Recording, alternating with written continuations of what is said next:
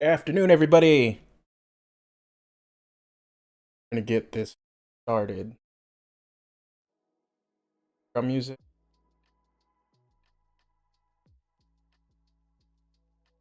So today, live stream. My goal is to do a live character build with your guys' input. So, as we get started, the one thing I wanted to do is get into exactly my thought process on when I approach character builds, then actually jump into creating one.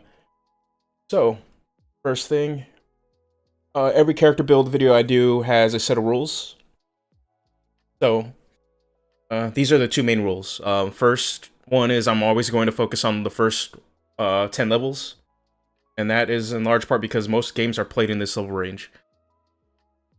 The other reason I do this too is because even though there's a lot of character builds out there that do they give you like a full out layout from levels 1 to 20, um, I want to encourage people and give them an idea, and then for anybody watching to take that idea and run with it, not and take it and manipulate it, make it their own.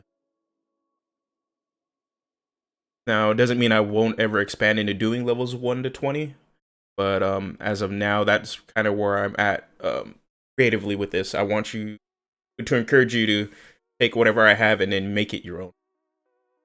And the second rule is the builds will be optimized to fulfill the concept, but also be effective for combat and roleplay.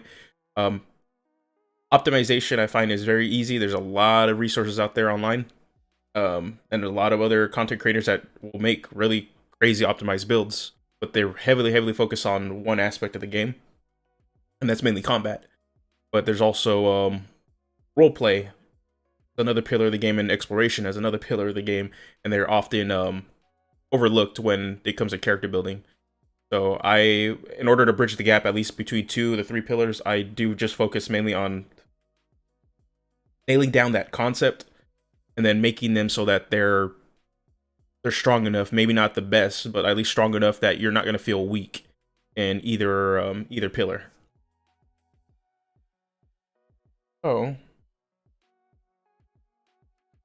that said, transition over to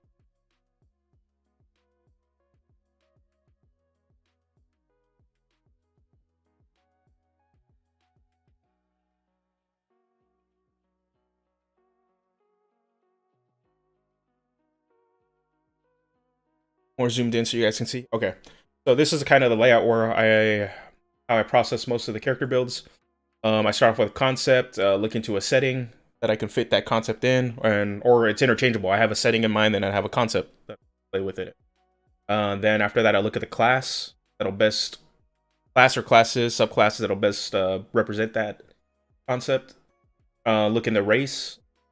When we're looking at races, normally and under former circumstances, I would say you will look at ability scores and racial feeds or racial traits. Now with Tasha's, we don't necessarily have to look at racial trait or racial ability scores. Just look at the racial traits and see what's the best to hit that concept, or at least be the best at one pillar. So either combat pillar or the roleplay pillar or the exploration, depending on what the goal of the concept is. Again, background comes down to what fits the background the best for our concept. There's enough backgrounds out there in 5th edition that you can find something that fits under what your initial concept is. And if you don't, you can just change it so that it does.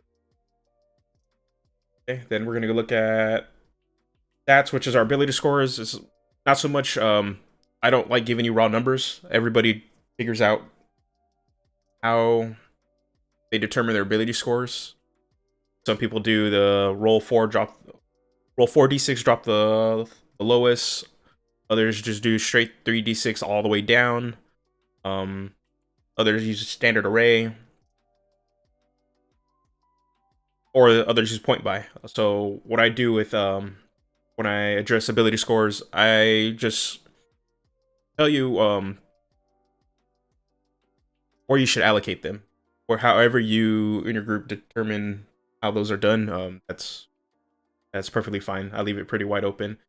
Skills, we'll find the skills that will either best exemplify the concept or support it.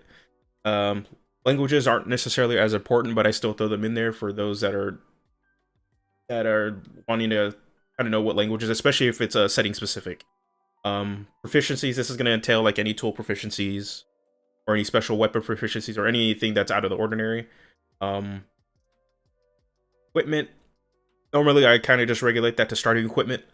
And then party roll, which I did a video on, you can check out, that goes over specific labels of different party roles in and out of combat for 5th edition, and I normally try to use that same language there and explain what the goal or the aim of the party role that this kind of character build and character will fit into.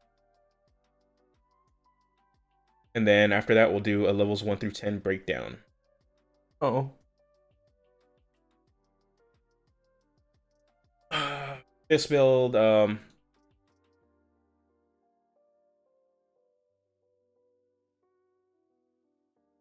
so the big thing is we'll be using a lot of Tashas. I'm slowly going through every new subclass channel.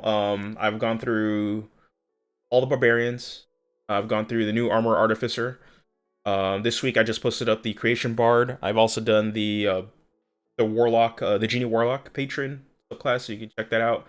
This coming week, my goal is to drop the peace domain and twilight domain cleric. For sure, the peace domain video is coming out. I'm also going to try to nail down and get the twilight domain. I think that said, let's get started. So, concept wise, popping up. Okay. Concept wise, let's see. Let's take a look at the new subclasses, see if we can get like any inspiration.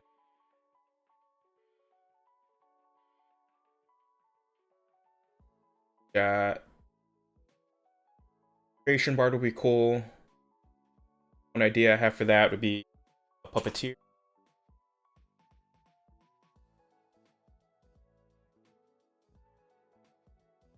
Keep going down the list.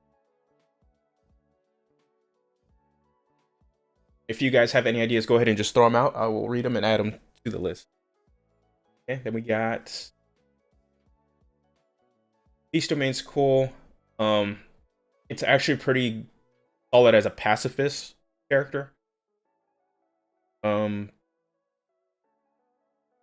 Pacifist characters are a little bit tough to do. We'll tend to play them to an extreme, and that's not necessarily what you need to do. You don't have to do. You do not have to be violent with a pacifist, but combat is a very important aspect of D&D. So you need to consider playing a pacifist, what you can do in combat that still fits your character, but also will help the group do the violent part for you. Add a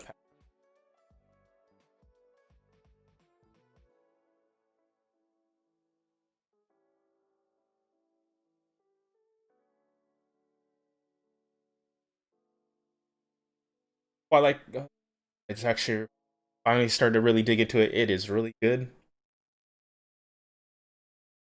Really, really good. It's powerful. I think that's why the peace cleric doesn't get a lot of attention, just because how powerful the Twilight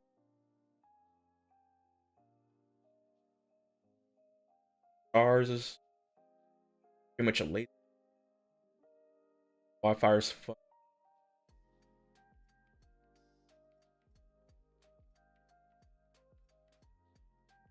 Rune Knight.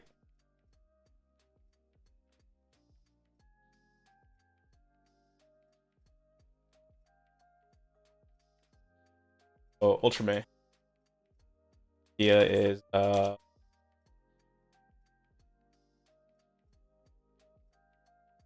um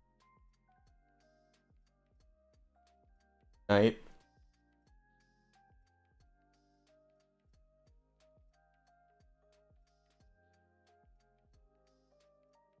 Mercy's cool. We have Astral Self, reminds me of one of the characters in Borderlands 3. Get your hands, throw a bunch of astral hands and punch crap out of people. Story of Watchers.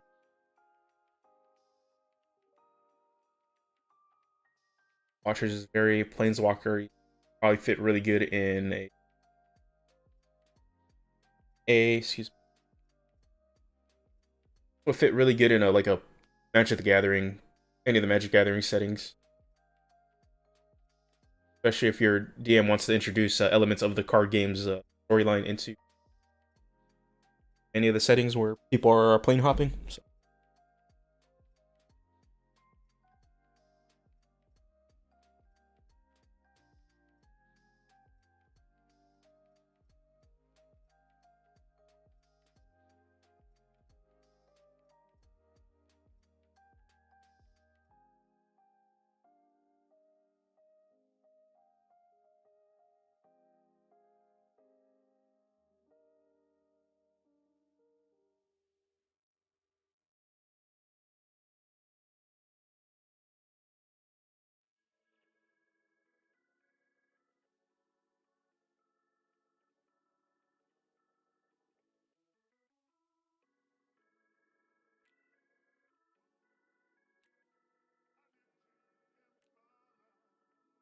Fey Wanderer.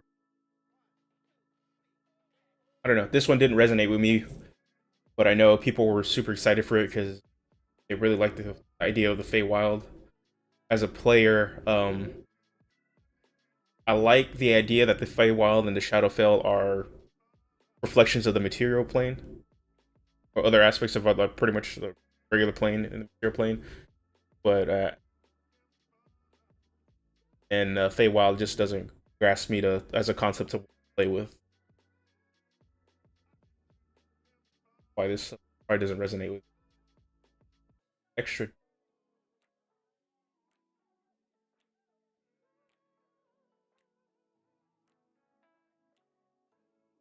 back at least.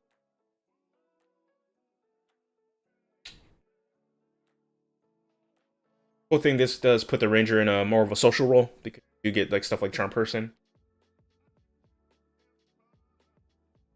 that can actually help support that, and you still get Misty Step, which is like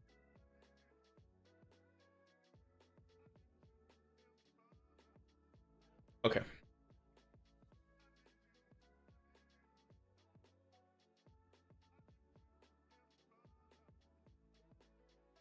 Oh, knife. Phantom was another one that I was not too big on.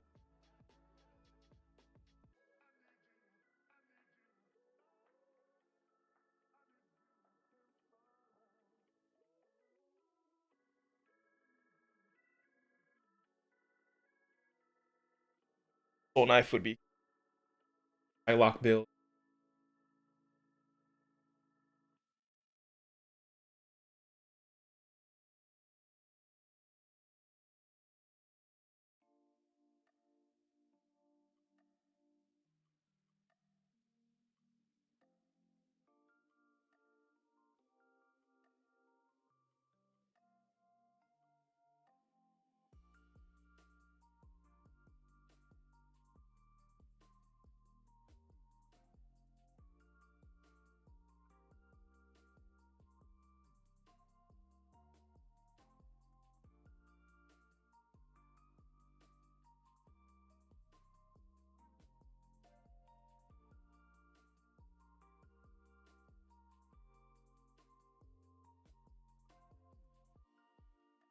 Okay, I think these are concept ideas I have in mind now to just kind of nail down one. From what it looks like, initial ideas. One critical Grammarly error, no, because spiders, man. Okay. Now it's just to nail these down. So I'm gonna go down order that these are to kind of explain what they can do. I'm thinking in my okay, Puppeteer. Creation Bard has a lot of abilities that allow us to manipulate items. but also since it manipulate and create and control items, but also since the bard, it does have access to charm and enchantment effects. So the idea is not only will they use their abilities, their class abilities to pretty much make Pinocchio come and punch stuff, um, they can also manipulate and control people as like puppets. That's one idea with the character. Um, Pacifist. This one will probably be a little bit tougher. The idea with this obviously is to have a character that does not want to attack. So if going approaching this build on this build, it's figure out what do we do with our attack action or our main action in combat that can still help the party in combat without making your character useless. Pacifist builds are Pacifist characters are fun in concept, but not always the strongest to pull. They also come into contention with your group. Your group tends to be a lot more murder hobo-y. They are more aggressive, more violent. Pacifist characters tend to not. They tend to be really awful good. So um I might just strike it from the list now. Ultraman for the Durgar Rune Knight. It's just because they grow and they really grow. The One idea that this Durgar wants to be a giant. And we got Spiders Man. Stormkeeper has some pretty cool features that actually fit with the Ravnica setting, where you can actually be all raised up. Again, the Swarmkeeper, the idea actually sits really well with the Golgari and the Ravnica setting. They deal with a lot of undeath, death, and bugs, and fungal, concepts. So I could see this kind of character pretty much being some sort of I believe the term they're a Golgari Redeemer. I want to say their whole goal would be to go in and collect lost treasures and items and take it to the surface to sell it to the rich and the wealthy in Ravnica.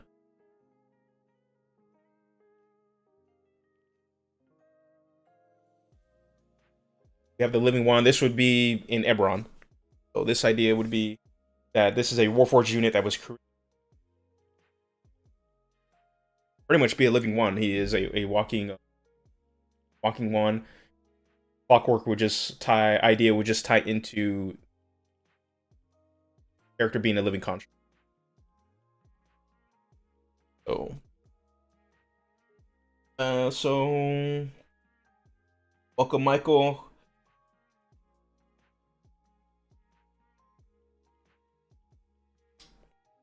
Let's what we can nail down. I think Pacifist is probably one of the weaker. I can pull it off, but it's just I don't know if I have a concept character in mind. When I want to strike from the list because the whole concept hinges on just growing a lot. It won't really be inclusive to the rest of the abilities that the Rune Knight actually has. So I can actually sit and really read what the class and stuff does. So I think the three strongest ones are going to be the Gnome or Wild Halfling Wildfire Druid, where the Wildfire Spirit is. That is interesting. That's something you can also play with the Echo Knight Fighter too. Really good.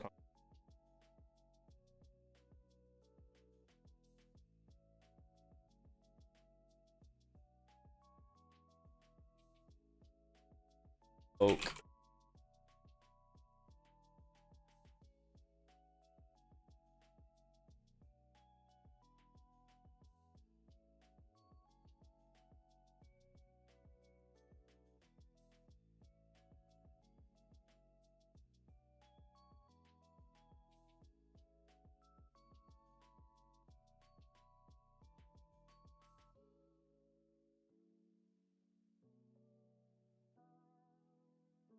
I ever get to play a druid again, this is probably the subclass I want to come back as. It's when I actually cover this for the channel, I'm gonna go into it a lot more, but this is actually a really well-rounded subclass. It has a focus on healing and damage, and which is really really good. I know people are upset that Fireball's not in there, but you really don't need Fireball at all. You get your Burning Hands, your Flaming Sphere is solid, but I believe it'll compete with leave your Wildfire Spirit also is controlled on your bonus action, so not gonna be able to do.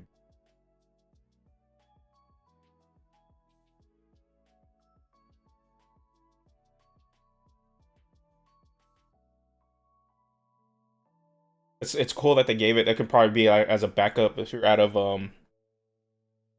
your out of charges to be able to summon all shape charges to summon your pet. Probably just pop off and use Flaming Sphere. No other way to.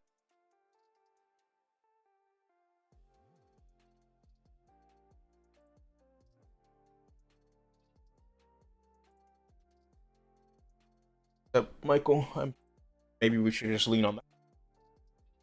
And I'm trying to think, okay, what is the catalyst for them to have their Fire Twin?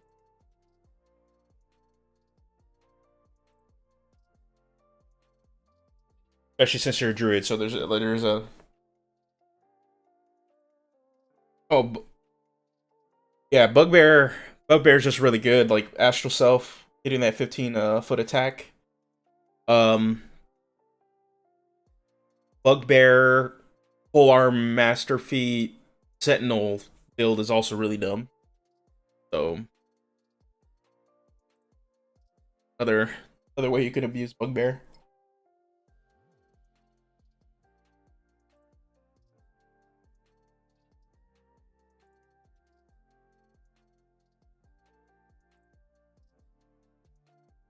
Yeah. So the only thing is with this point idea that has me thrown off is exactly how would this small folk, this especially this wild druid,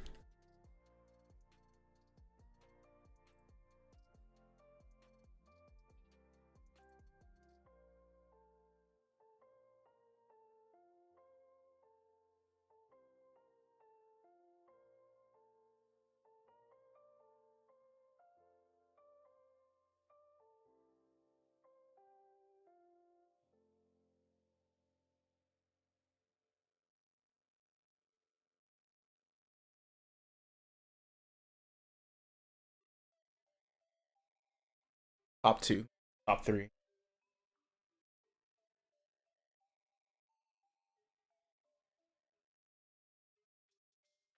But your idea can fit into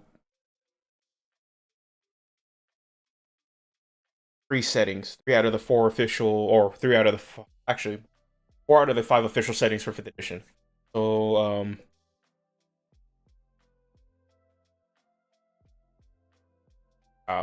Forgotten Realms, Wildmount, I lumped them two together because they're pretty much your traditional fantasy setting. And then we got Eberron, Ravnica, and then Theros. Going down the list of all of these. Rune Knight unarmored grappler build. I have not looked into that. Unarmed grappler builds are really, really tough. Really play and do. And to build because it takes a few number of feats to get into them. So that's one of those things that it's not going to come online and probably till you hit like tier. If you're using Variant Human or now the new Lineage race, probably get that build online on by level 4. Because you need one or a couple of feats. If you're using any other race, you're probably not going to get until level 8.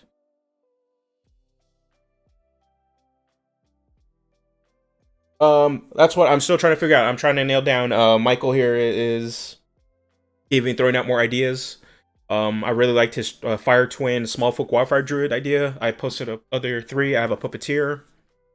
idea for the creation bard. One I'm titled Spider's Man, which will be a Ravnica setting one, which would be the Golgari, a Stormkeeper Ranger.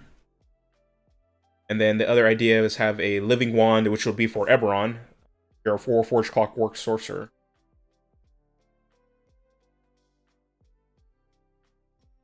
Oh, if you have any ideas, I want to nail down an idea relatively soon.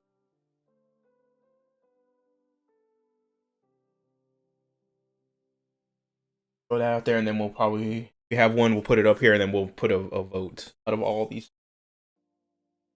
5.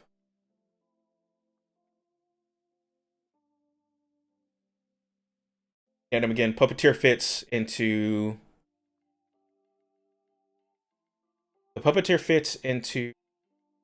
Forgotten Realms, Wildmount, Eberron, and Ravnica. Potentially, it can go into Theros, and you would have to lean into the whole idea of fate, which would pull it away from being more of a puppeteer and of somebody that can manipulate fate.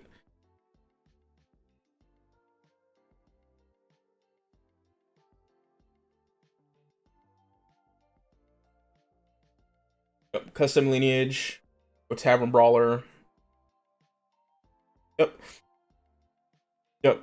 So the full build would be able to be on by level 4. There is some other resources for grappler builds that also suggest not to take some of those feats for that. There's one build that uses the Shield Master feat so that you can use your bonus action and stuff to like pin people down. Stuff. Hey, what's going on, Ian? We got one vote for Puppeteer. Got a vote for Puppeteer.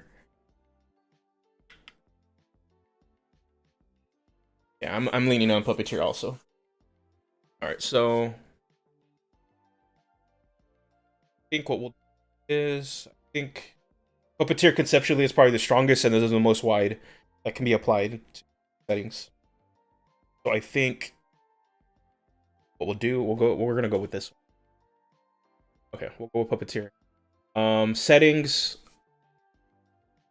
Okay, so get rid of Theros, or we'll leave it on here. So Puppeteer, this can be as is. Oh,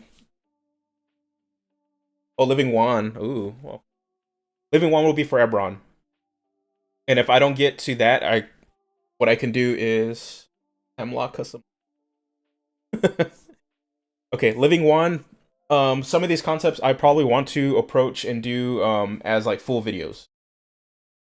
So after this the stream's done, what my plan is to take this document and put it up on my Patreon for free and have it so you guys can just take it and but the Living Wand is something that I will probably want to do an actual full video on. I'm super getting back into Eberron for my group's or my home group game, and it's looking like after we wrap up our first Eberron game, we're gonna jump back into the setting. That's one idea we're thinking of doing. Yeah, Wildfire Druid's cool. I'm just struggling with Michael's initial idea of like what is the catalyst to create the twin. Why does what happened to the twin? How does the druid approach getting that twin? Also because I'm not, in terms of Forgotten Realms, even Wildmount lore, I'm not really solid in it. To really give use one of the gods and stuff or any of the other stuff in the setting. Eberron I'm very familiar with, but Wildfire Druids and Druids in general fit into different aspects of the world that wouldn't open it up to. Well, yes and no. There's one couple angles to play, but you wouldn't be able to be a small folk. You would have to hit the angle of orcs because orcs are associated with druids. That setting. House of Adalis, which is a Dragonmark house. They deal with animal handling, and they breed magic animals. But they also have a lot of druidic focuses in there that pretty much they're a company. Hey, there was I can't remember. There's another faction in Ebron that and Ravnica, Wildfire Druid. Druids in general are supposed to be nature based. They fit perfectly with the rule. Um, but an idea I had for that would actually be to put them with the Is It League. Is It League. The reason that I would put it from the Is It League, you would not lean in on the nature aspect. You would just take the class kit because the druids have a lot of fire and pretty much elemental spells that fit with the Is It, which are heavily inventive and stuff. And your wildfire spirit isn't a spirit; it's your experiment that you keep. So that'd be a cool way. Hey, what's up, cartoon?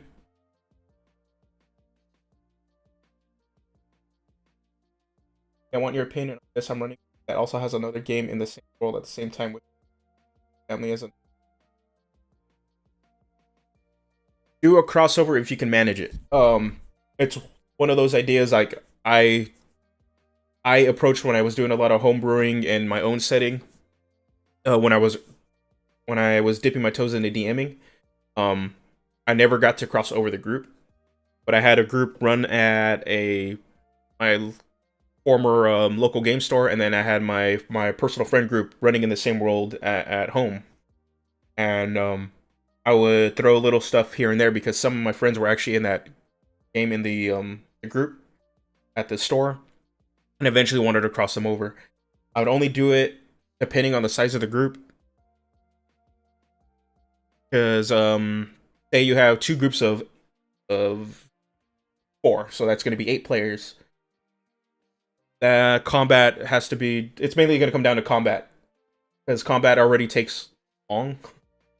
Fifth edition, it's not the most. It's not the one of the cleanest things in the game. Um, so that's where it's going to come down. You have to really look at your encounters and see how you can actually change and structure it so that it's dynamic enough that everybody at the table is going to be active and engaged. My group right now, we're running between 6 to 8 people at times, and it can be a bit of a slog, even for like just simple like mob encounters. You're just fighting goblin grunts, just because of how many people there.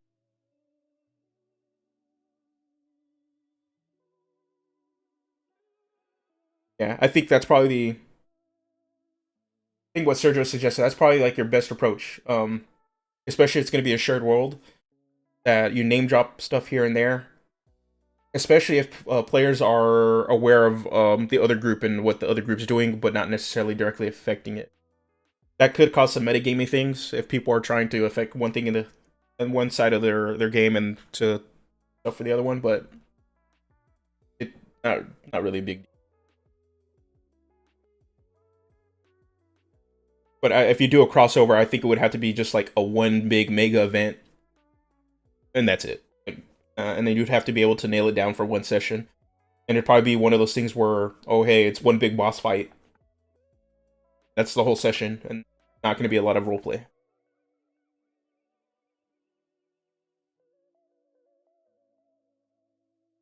Okay, let's get back to the. Okay, I think we're gonna settle on the puppeteer. Let's. But living wand, I'm gonna write down. I can do. I want to start doing more character build videos in the new year. I'm also working on a new format to make them quicker and happier. So, I notice they kind of drag at times. Depending on how the rest of these class videos do, I may stop or I may just focus on finishing my favorite ones. Because compared to other channels, I'm a little behind. Everybody else pretty much is done covering all the classes. So we'll see. All right, so puppeteer. So we need to nail down a setting. So in Ebron, there need to look at. There is an assassin.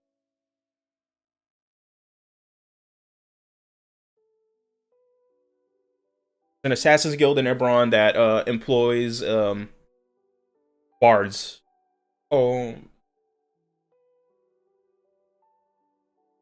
and I can't remember the name of it. They employ bards, and bards go in and spy. But I want to say I can look it up. I get the name of it. Okay, that's what it is.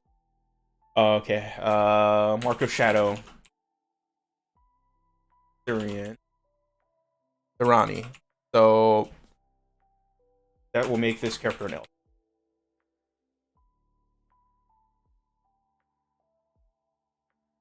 Yeah. Generic. Okay, yeah. So what I'll probably do then is this. I'll probably list all the settings and where you can fit this character in. But then for the build itself, the race will nail down a specific race. Um, so Forgotten Realms, as is, you're just a traveling puppeteer. Pretty much you're open to any race. Eberron, it's Mark of Shadow, so you'd be you belong to a dragon or marked house.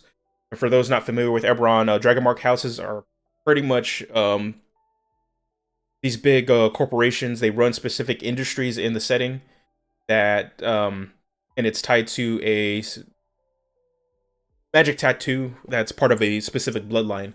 And you could still work for these dragon mark houses, but you're not you know, those that actually have the mark on them are just a little bit more special. But all the marks only belong to a specific. If you're going to be a dragon mark character, only belong to a specific race. So different marks belong to different races. But there are other races that work under these houses that aren't tied to that race. But if you're going to be you know, the special one, it makes sense that you dragon mark.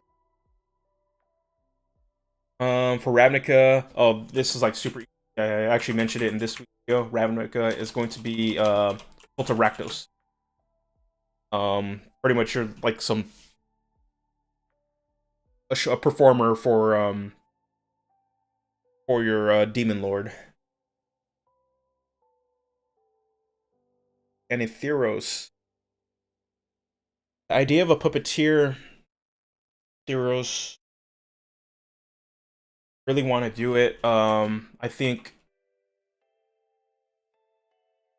have to be a follow of Ifara because you're going to be promoting culture. So maybe the puppet shows you do are tied to recreating the mythic stories in the setting. That'd be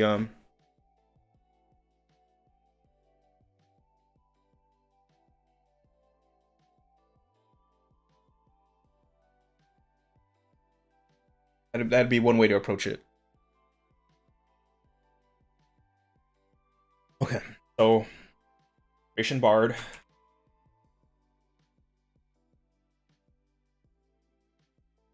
Okay, let's nail down a race. This said small folk, one said gnome, another said halfling. Then if we're gonna go Eberron, elf.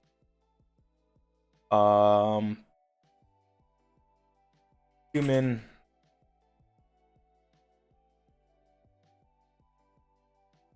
Okay, Ravnica. It's gonna go Ravnica. Or Goblin. That's the Cult of Rakdos. Heroes is all human. If we're gonna go with Ifara. Oh. Okay. I'm gonna go wide though.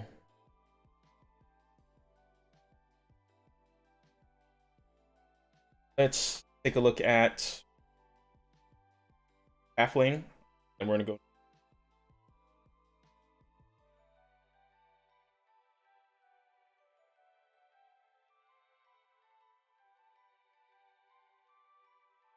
So again, we're gonna use the Tasha's custom variant, the origin rules. So we're not gonna really need to worry about ability increases.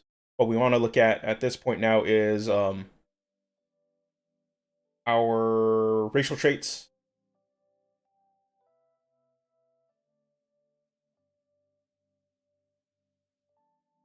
So with a gnome, with dark vision, gnome cunning, advantage on intelligence, wisdom, and charisma saving throws against magic, which is really, really good.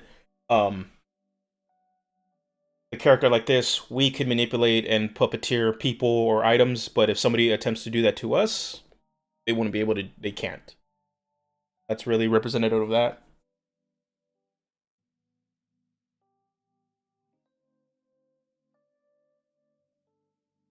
That's true. Ghostwise Halfling for telepathic speech.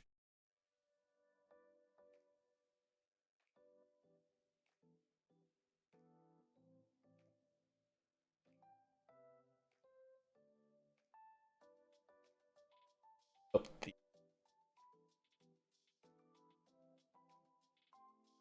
if it's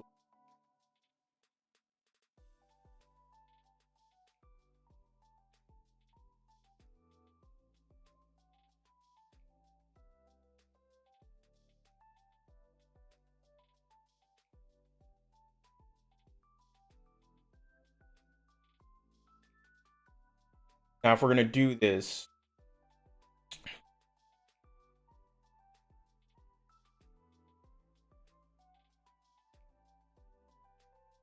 because I can understand that your guys' angle on the telepathy. Uh,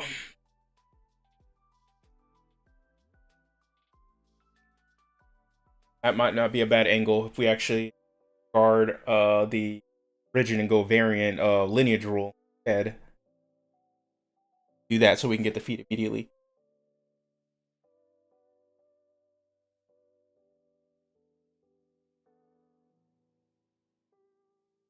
Yeah, we can say a descendant of elf or fae in general because gnomes are fae, and it'd be more wide open because they can be like, well, maybe they were a descendant of a satyr or something like that. Yeah, I'm looking at telekinetic just because the idea is it's like you're pulling the strings on somebody. So it's not when you use your enchantment effects. It's not necessarily that you're manipulating their mind. It's more that you're control like you're putting these magical, maybe invisible strings on them, and you're manipulating them. Kind of like another idea would I would assume would be like a bloodbender in Avatar, where you're able to just kind of control and puppeteer them.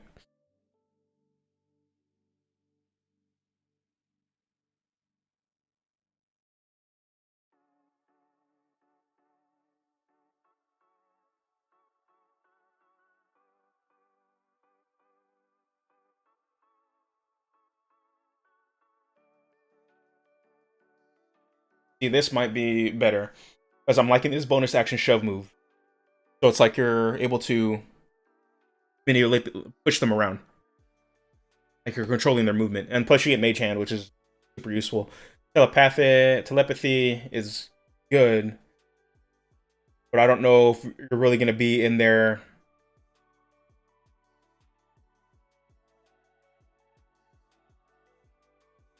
I don't know if you're going to go full on mind reading. I want to say telekinetic is pull up.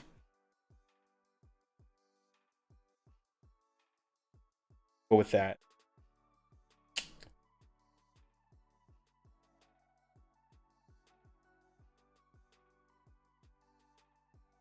Liking. Oh, copy paste.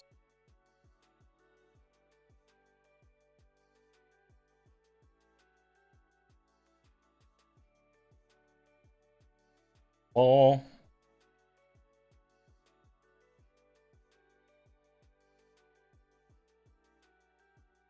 Increase ability scores. What we'll do is charisma for sure. Um, normally as your this will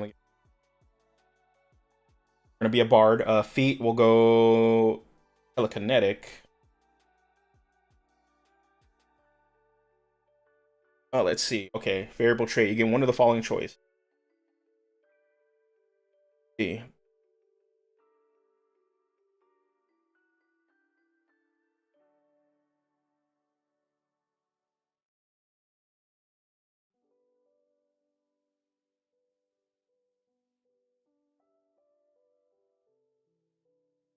That's something variable trait. So dark vision's solid, but having a skill, vision of the skill is also really good. But we're a bard, so I don't think we need to worry about skills being an issue. So I'm gonna opt for dark vision.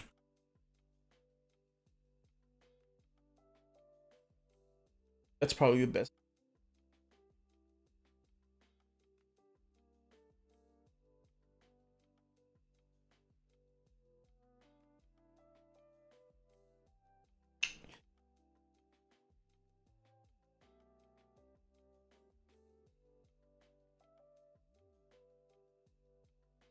Okay, background. This one is a no-brainer. This is a no performance, unless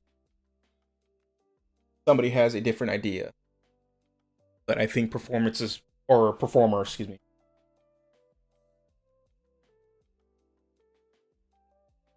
Um, or entertainer.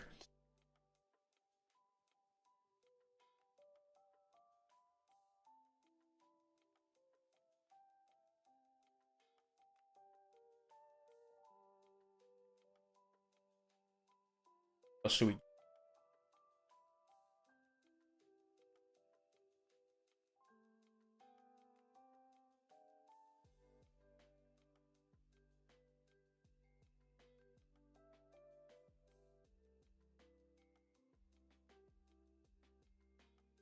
Get acrobatics.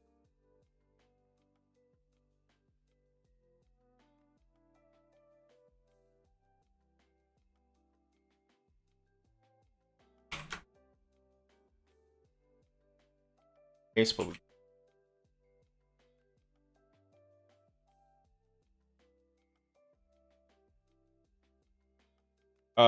I don't think there's really any other direction.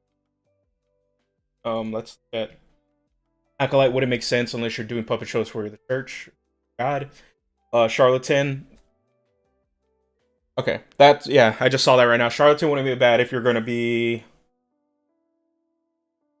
using puppets as a con. Um,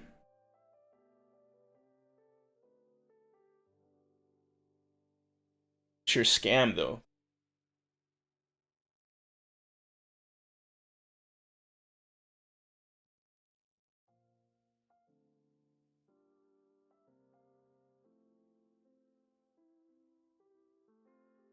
Charlatan's not a bad idea. I'm just trying to think. It's like, well, if you're doing puppets and you're using puppets to put on shows and stuff, what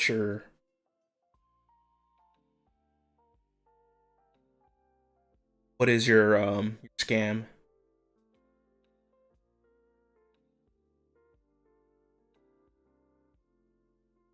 I could see charlatan being a thing, but it would be like a two-man operation. You're the distraction as the puppeteer, and then you have somebody else like doing pickpocketing or scamming.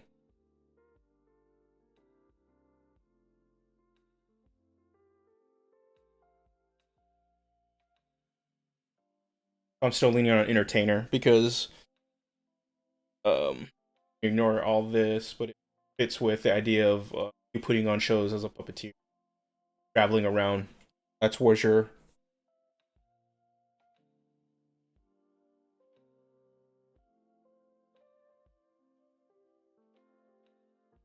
that could be the con. That could actually be the con too. Originally you took up the identity of the actual puppeteer, and eventually you just became the puppeteer.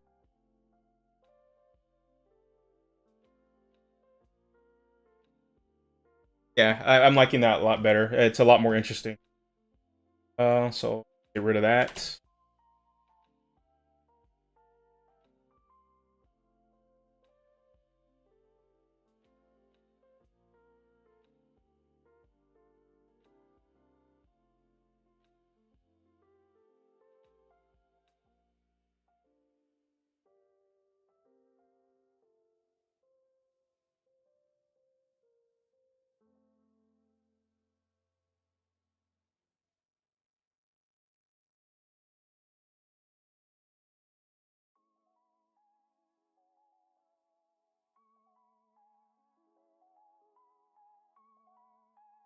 That's a lot more interesting. You're not really a good person, but you being a hero will eventually get you to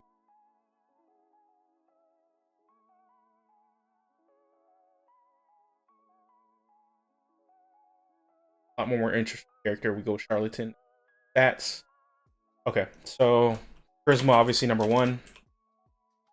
Um,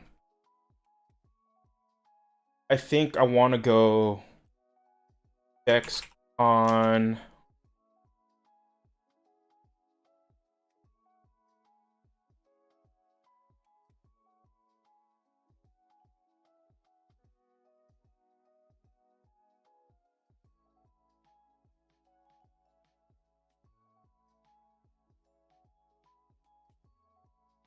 The skills, I'm okay with leaving the skills as is, because obviously if you are scamming, deception's not like deception would be fine.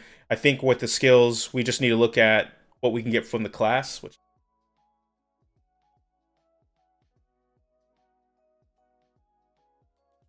and see what we can get from there.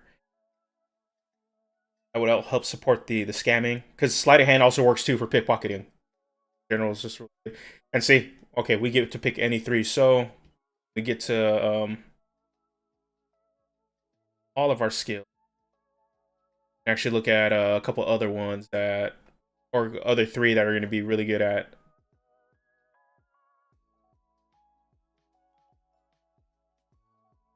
That'll be good with that. So back to this. Okay. Um, go back to ability scores. So I want to prioritize the charisma. I want to say telekinetic also gives a buff to. So we can go all in and put a +3 into charisma. So that's probably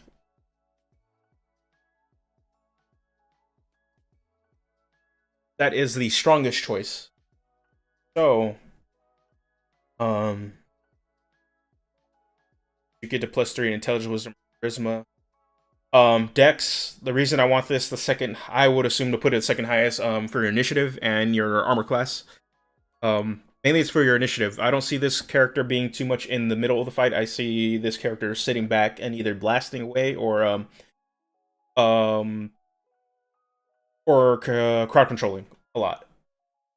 So getting them to have a really high initiative combat wise, they would be able to probably shut something down before it even gets.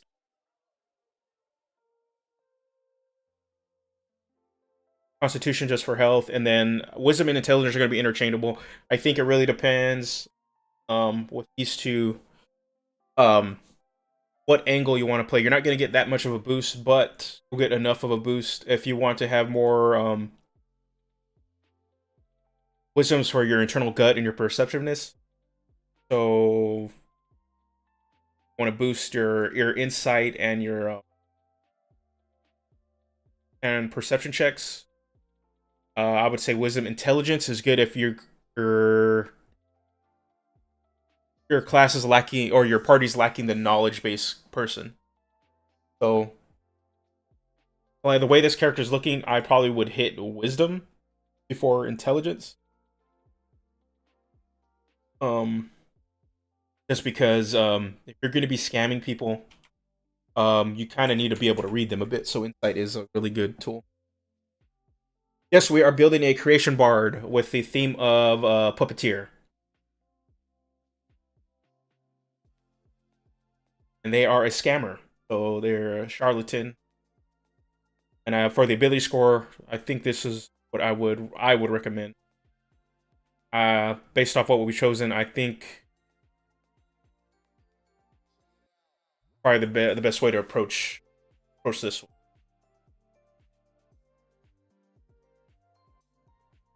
Even then, if you really want to get heavily into wanting to read people, take insight.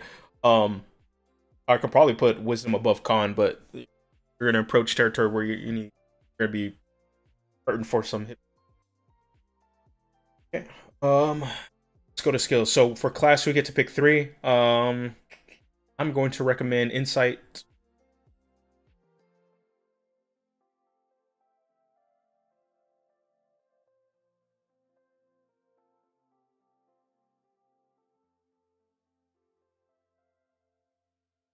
Okay, I see your point with the intelligence. You're cunning, but also to remember, um, when we're looking at the skills, that's really what's throwing me off.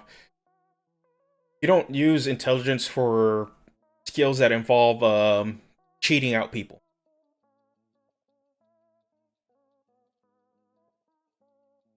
Even if you're smart,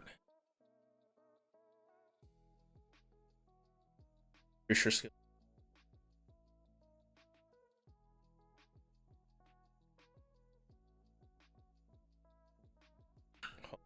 on the skill. Big thing is when you're looking at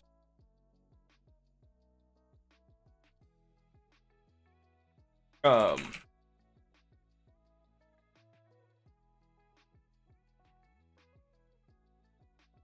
with these, so intelligence would not be able to do the cunning thing. It's because in fifth edition they've set up intelligence to be the information knowledge skill. So under normal circumstances, it would make sense. You're intelligent enough to be able to manipulate and con people, know how to pick the target. But that actually falls under wisdom and insight specifically, because this allows wisdom or insight allows you to read people, kind of get understand their intention or the nature of them. That is why I was putting wisdom above intelligence or investigation will work if you're trying to find a place to scam. So would perception though. History work too if you want to know areas where it's going to be easier to hit people. But insight would allow you to kind of figure out if you can actually scam that person or not. So it's like it's one of those things. That's why originally I had it at both because you proved exactly my original point. It really just depends on how your character is going to approach scamming people. So they're equally interchangeable. Even on top of that, we're a bard, so even if we don't get a bonus or something, have um have that trait that allows us to just add our proficiency bonus to our rolls. So even if we don't take it, we're good, covered with it. Okay, so let's go take a look at our. So we can pick any three. That's why I went to skill. So I'm suggested insight. We already got deception. We already have sleight of hand, so we can pickpocket. We can pretty much deceive people. With insight, we'll be able to read people.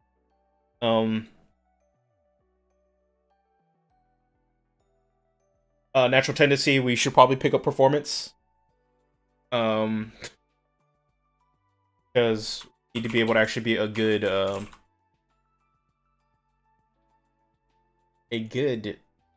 puppeteer. But I'm liking the direction that Leo was saying about some of the intelligence skills, and wouldn't be a bad idea to pick up either history or investigate.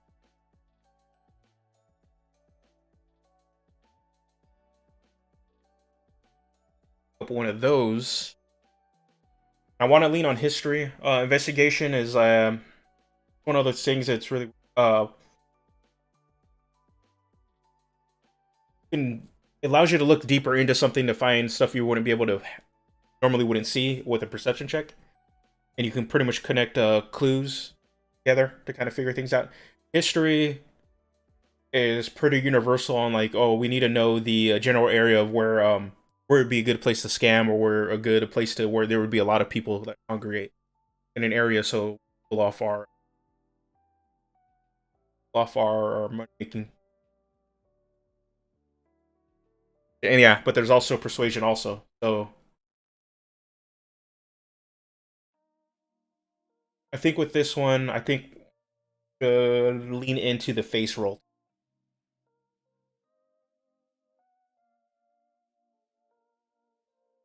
just to make sure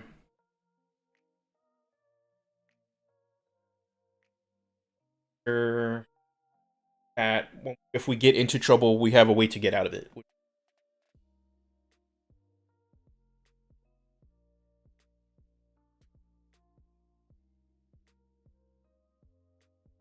So languages.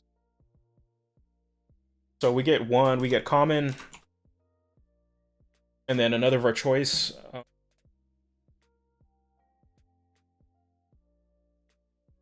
This character is going to be like a small. We can go elf. That's what I had listed. That was the original idea.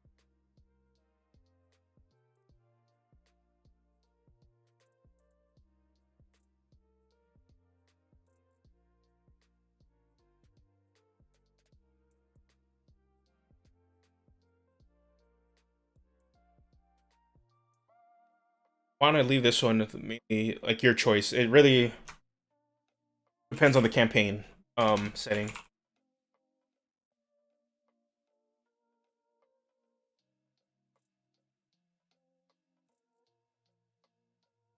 Also, it kind of doesn't matter because you're a bard, so you have access to a lot of the speech. Um, a lot of the speech spells that can actually overcome your lack of like proficiency. It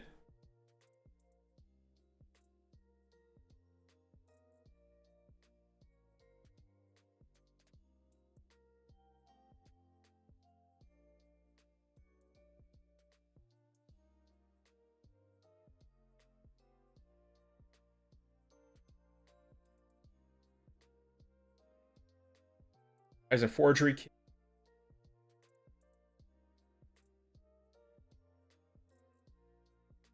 we're gonna get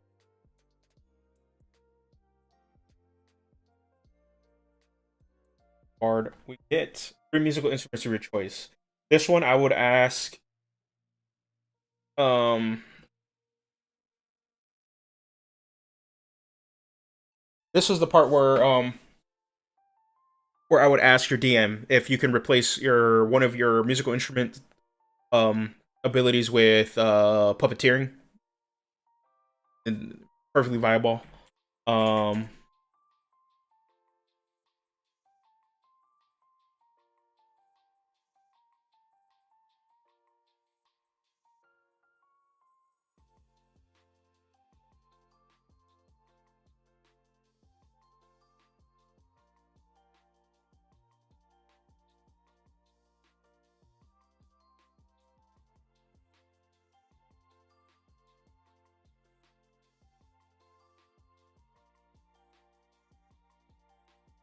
Another thing would be to change out, ask if your DM actually change out two of them. So you change one for puppeteering and then ventriloquism. Another idea to do if you're going to focus on having one puppet.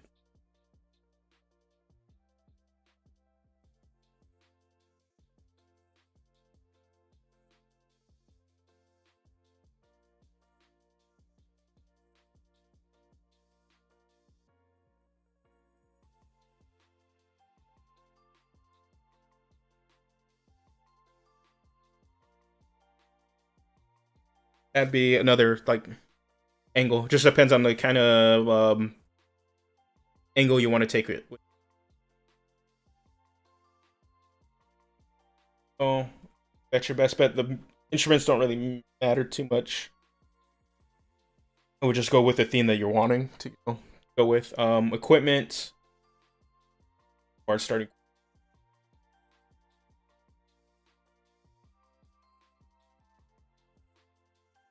with.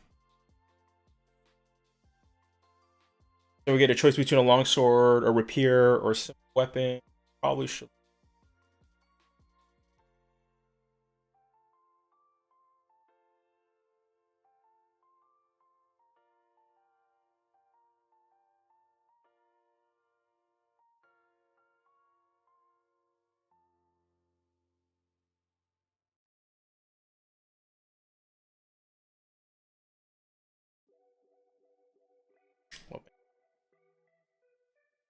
Um, This character's gonna be sitting at range, so maybe this simple weapon should be like a bow instead of getting any of these swords. Somebody does get close to us anyways, we're kind of stabbing with a dagger. Try to escape.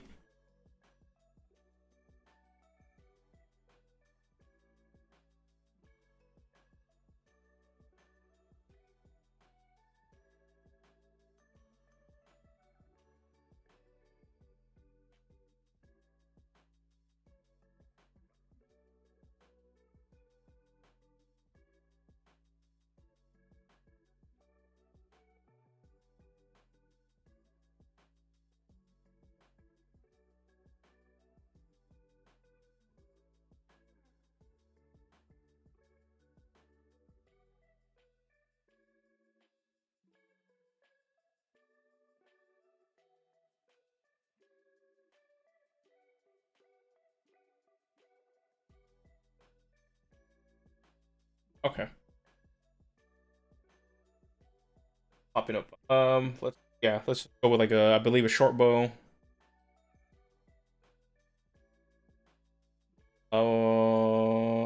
Painter's pack.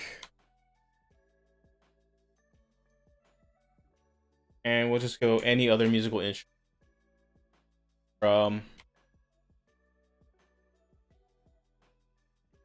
Thing is interesting.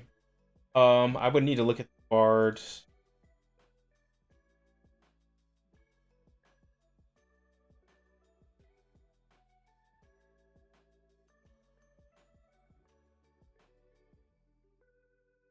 Optional class.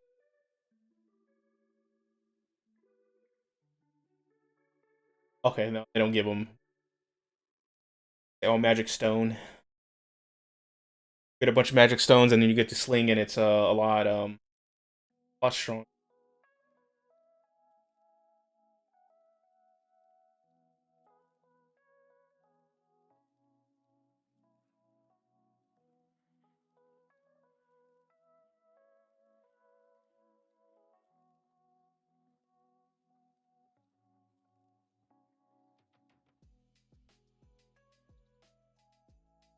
Oh, cool. So little known bugs with roll 20. Even if it lists certain things, it'll take you to different products and stuff that are have no like they're associated with fifth edition, but they're not even D&D not even D&D official products. Oh, let's see.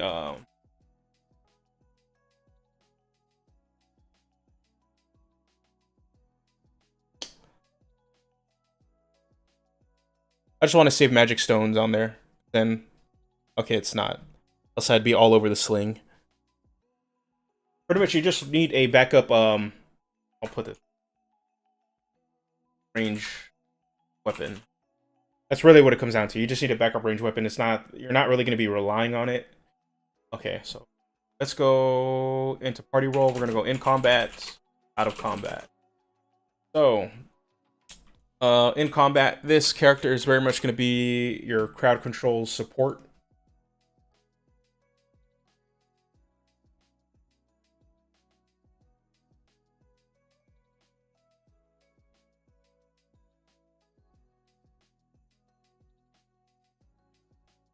Bards do not get super access to a lot of blasting abilities. And Creation Bard itself is very utility driven. And they attack utility in a different angle. So more than anything, they by creating additional items and having your pet, you can do a lot of really neat things. But none of them outside of the pet itself are really aggressive or even provide blasting ability. Um, but being that they are a bard, they have a lot of crowd control and support ability. Backup range, we'll go. And out of combat, this is very easy. This character's gonna be the face, and also there'll be a troubleshooter. Um, should have access to enough spells that you can solve most problems. Find.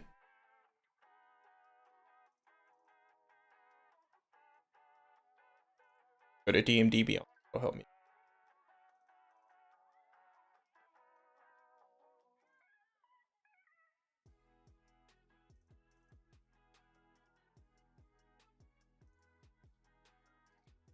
I don't see us really multi-classing. I don't think we get a benefit from multi-class. Yeah. So again, this character is really, really good at, would be really, really strong at base roll and the troubleshooter role just because of the spell selection. And they would be able to handle pretty much any social encounter for the group. And then for combat, they are going to manipulate the battlefield as if they're putting on a really big show, and each enemy and stuff is a puppet. So if we're going to be keep that in mind when we're picking our spells. So let's get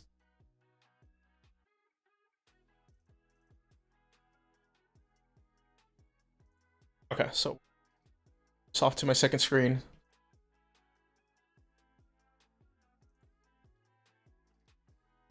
Mine too. You get access to spells because of Tasha's expanding spell list.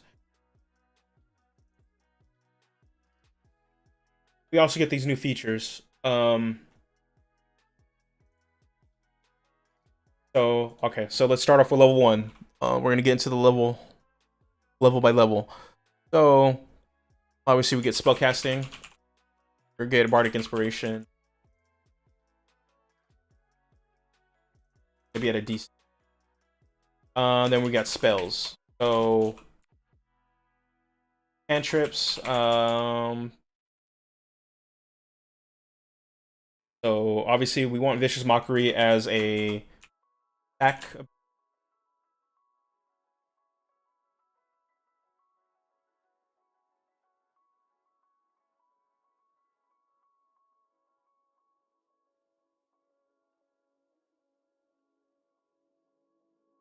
Mockery. Let's see.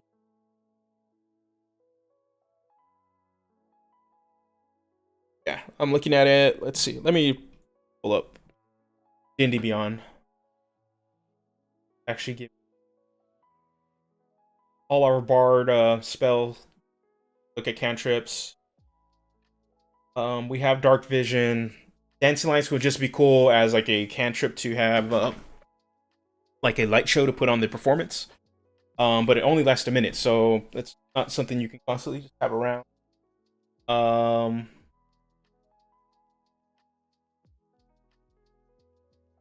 Mage Hand is super, and I always recommend it regardless.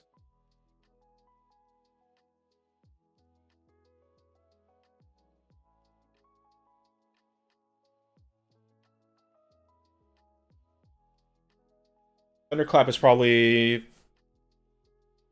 yeah, for a defensive one. Thunderclap I can also recommend. Um,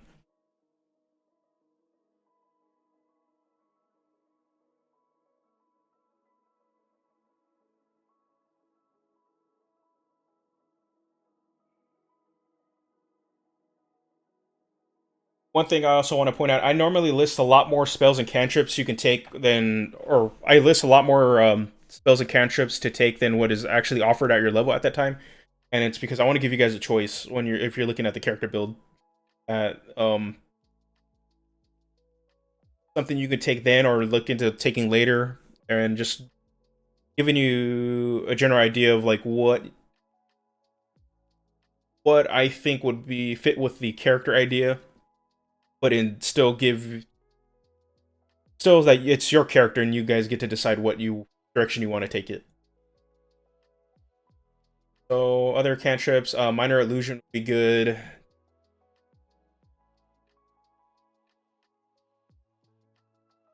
And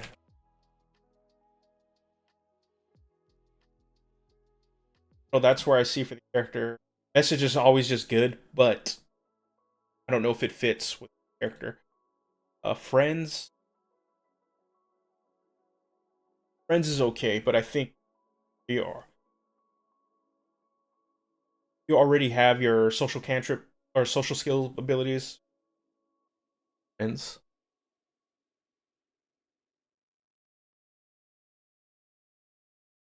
Yeah, that's actually good. You brought that up. Or no. That's the general idea why I wanted to do Mage Hand. Instead of it appearing as a hand, maybe it is like a puppet rope that you're putting into the air and then can manipulate the world around you that way.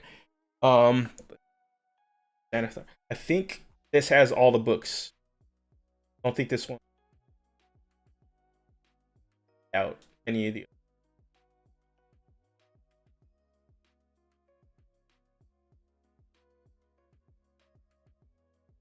Sure.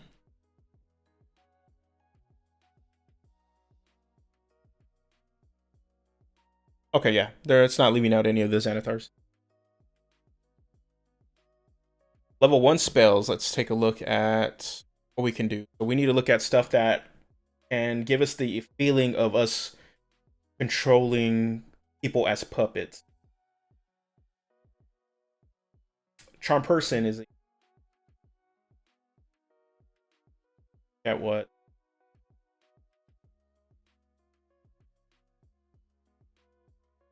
Making a Wisdom saving throw. Charm. The charm creature regards you as friendly acquaintance. Oh, that is true.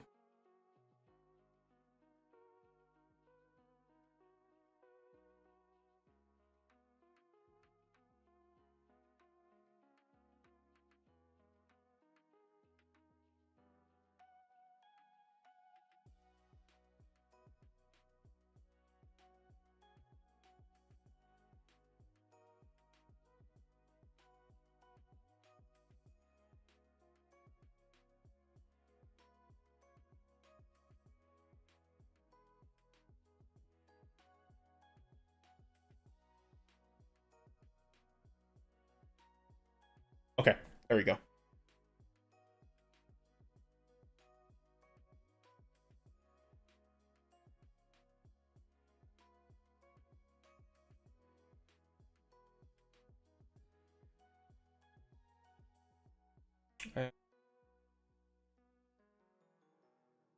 Yeah, there we go. Where to get access to and minor illusion. Minor illusion, prestidigitation.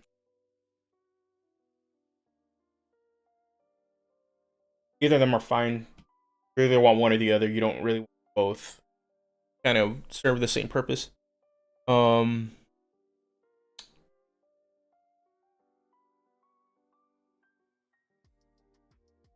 Mending. I'm gonna suggest mending. This is your way of magically repairing your puppets.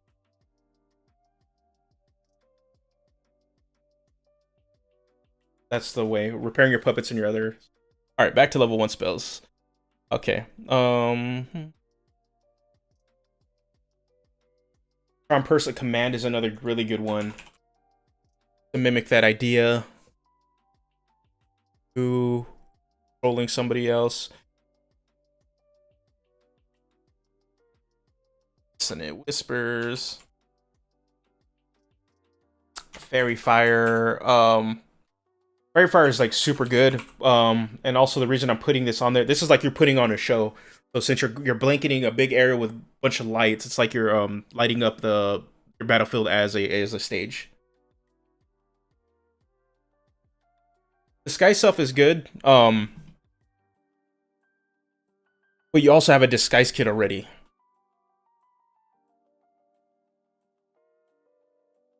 So for me, there's kind of an overlap of that.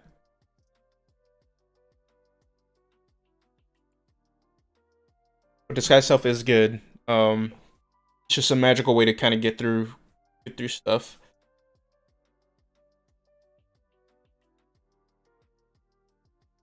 Yeah. Charm Person, Command, and Dissonant Whispers are all different ways to accomplish the same idea of you being able to manipulate and control people.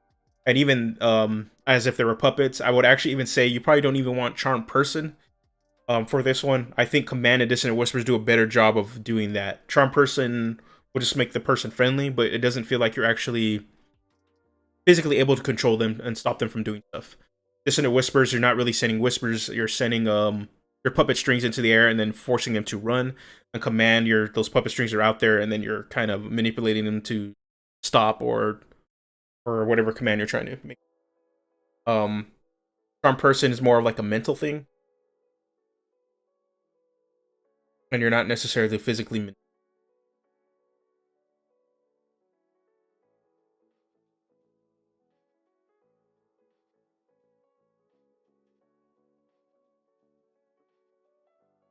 Trying to think other things to consider too. Maybe healing word, just to have a healing spell as a just in case measure. It doesn't really fit with this character, but it's one of those things that you should have in your back pocket just to have just in case. And there used to be a spell from the UA called Puppet. I'm looking at. Never got made it.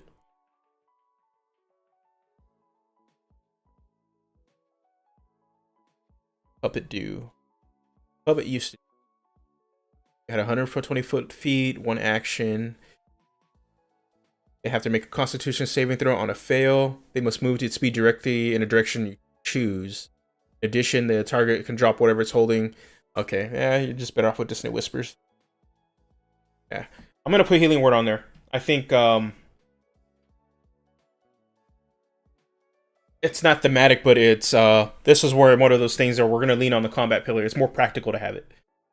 And you're not really gonna be using it to heal people. You're gonna be using it to bring your party members back up, down.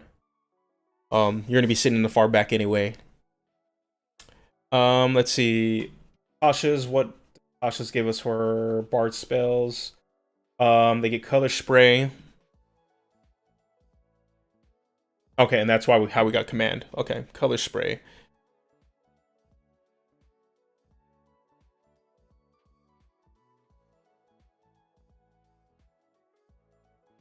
Okay, that's just like a blinding thing. I like Fairy Fire more than that. Feather Fall, Healing Word. We got Heroism, Identify. Yes, that is definitely one. Tasha's Hideous Laughter. It kind of competes with as a crowd control option with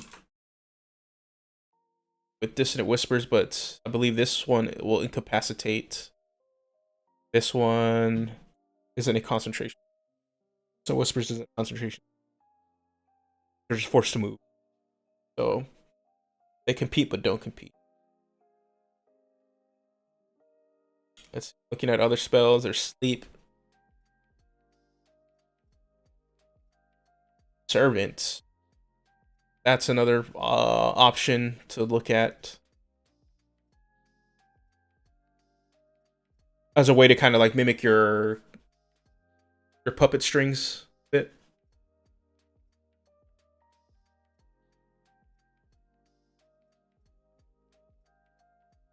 I think that's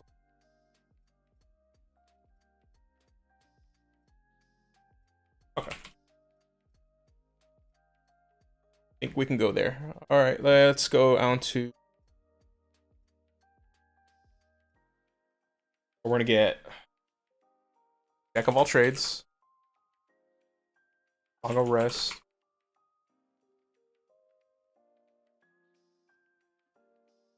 Let's take a look at the new options. Bard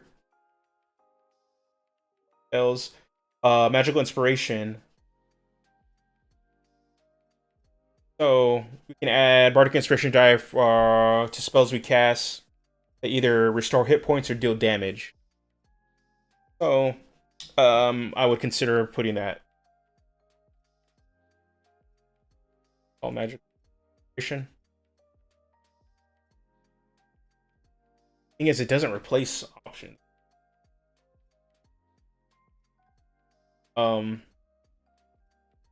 Get at level 2. Pretty much all we're gonna get.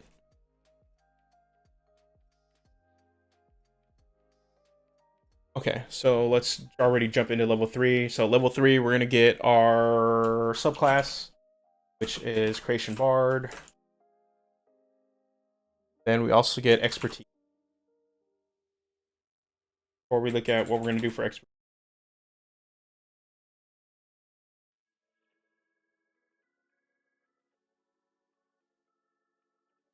Creation bar. Okay. So we're going to get mode of potential.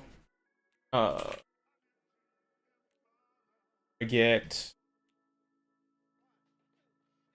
performance of creation, which is going to let us create a bunch of small magic items. Okay, that's what we'll get at that. The mode of potential is good. Um,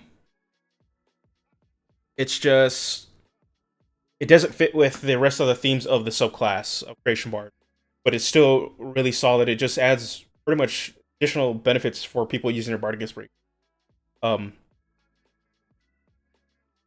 the one probably will use the most is, or have your players will use the most, your allies will be the ability check one. It gives advantage to your bardic inspiration die for ability check.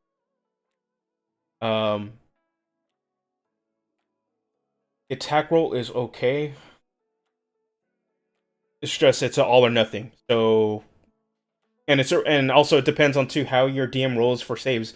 A lot of DMs cut time and just roll one die for all the enemies. So if when your DM does that, um, then it'll be really all or nothing instead of rolling individual saves for each enemy. And the saving throw one, people will sleep on this one, but in reality, it'll probably cut the damage done by a spell maybe by a third or fourth, depending on how high you roll. Early levels, it'll be better. At later levels, that's not going to scale as well. But it's an okay ability. Go to performance of creation. Pretty much, we're able to create any sort of non-magical item. Um, this would be one way if your DM allows you to do this as a way to summon your puppet or a puppet. You flavor this as a way your character is pulling a puppet out of some magical realm. The cool thing too with this, as you level, the puppet size grows. So if you really want to like mess with people, maybe like one of your puppets is a giant teddy bear or something, like at 6th level, it gets really huge at 14. I just believe when you get the animating performance feature, can't target it when it gets. Yeah, you can't target it when it gets huge. You can only target it when it's still large. So that's the thing. That formation, and then we get expertise. So let's look back at our skills. I believe we only get. We get to pick 2. And then again at level 15, you get to pick another or 2 more. So let's look at our skills. What our skills we have. Expertise. I would probably say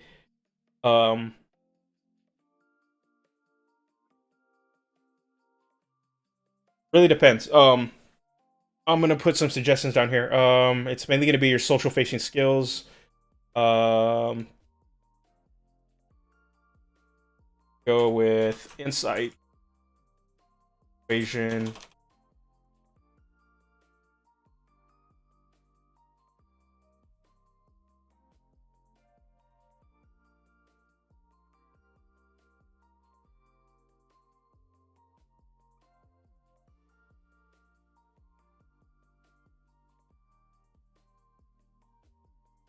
Those are my suggestions.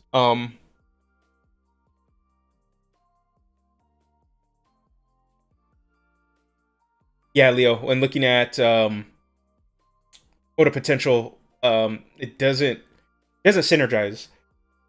Um, at the same time, though, there's other subclasses that are out there that are still are considered really, really good and powerful, and the abilities don't necessarily synergize. It's just each ability or each feature they have just is just really strong on their own.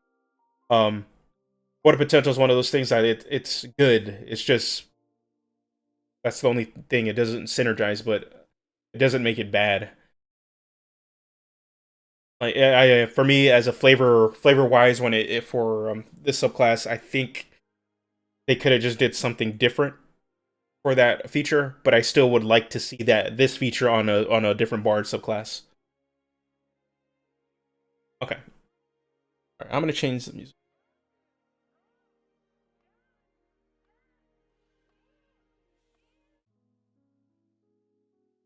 Okay, now let's go look at level 4. So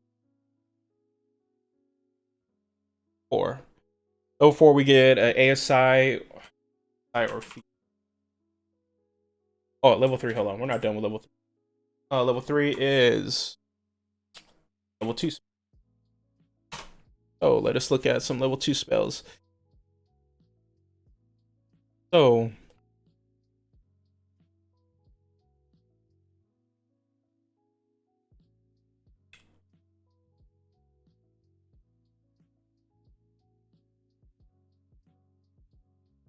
hey, what's going on, Jinx? We are building a puppeteer creation bard.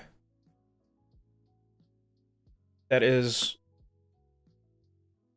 character build we're going for right now. On top of this, just a reminder, after this is all done, I will probably get this posted up on my Patreon for free for anybody, so they could take this build with them. And I will probably, if I don't get it up tonight, it'll probably be up sometime tomorrow. Go down to level 2 spells.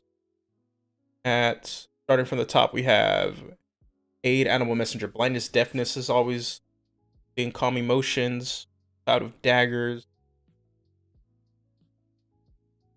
Crown of Madness.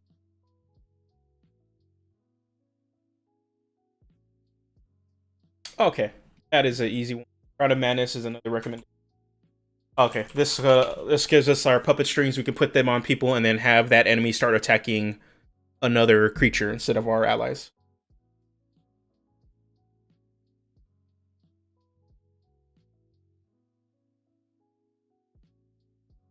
Oh, that level 2 spells gives us access to a lot of really strong utility abilities. So you're pretty open on what to take to really support your team. Um, yeah, because I'm looking at what we're getting, and you get a lot of just utility spells. So let me see. Um, in terms of theme,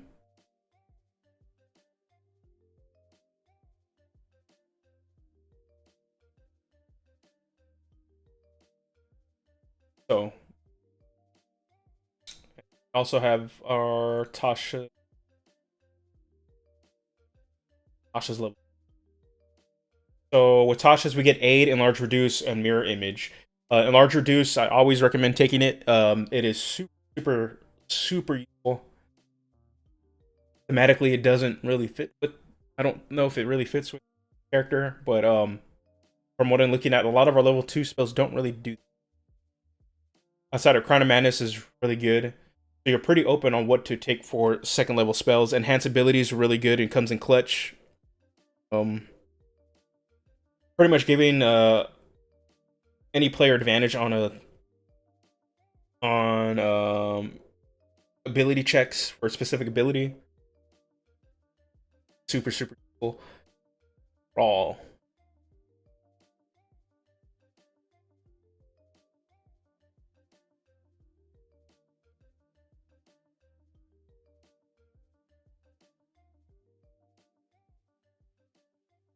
Pretty.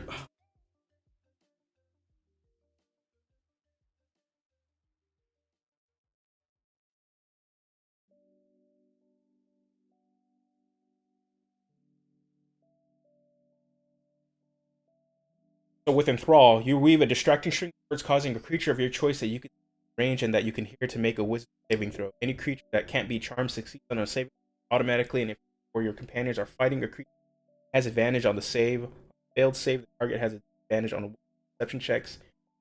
Any other than you until spell ends.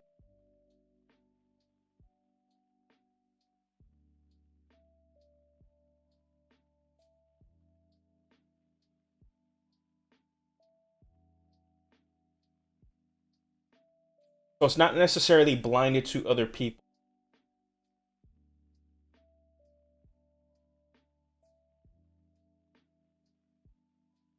but it can't really see other people. The way I'm reading. It's interesting.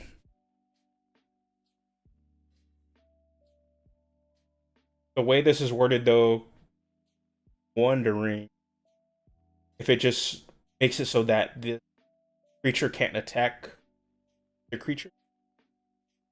I think this is one of those, like if the creature has already seen your party members, I would assume under just regular rules that they know that they're there. Like you can't prevent them from attacking them. Like this enthrall is really good if you're trying to sneak past something and you enthrall them, and especially for your party members that can't really, that are less stealthy. I'll put that on there. Now that I'm thinking about it, it has some out of combat use, not so much enthrall.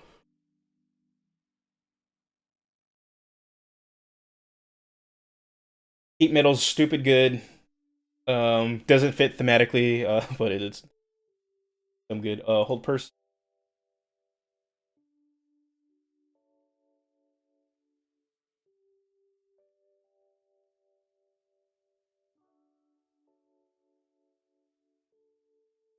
Um, I would suggest taking up knock if your party doesn't have a way to open locked doors.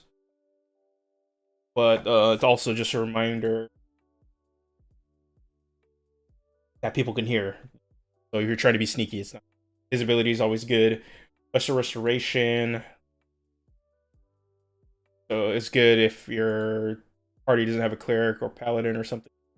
Divine magic that can take off status effects.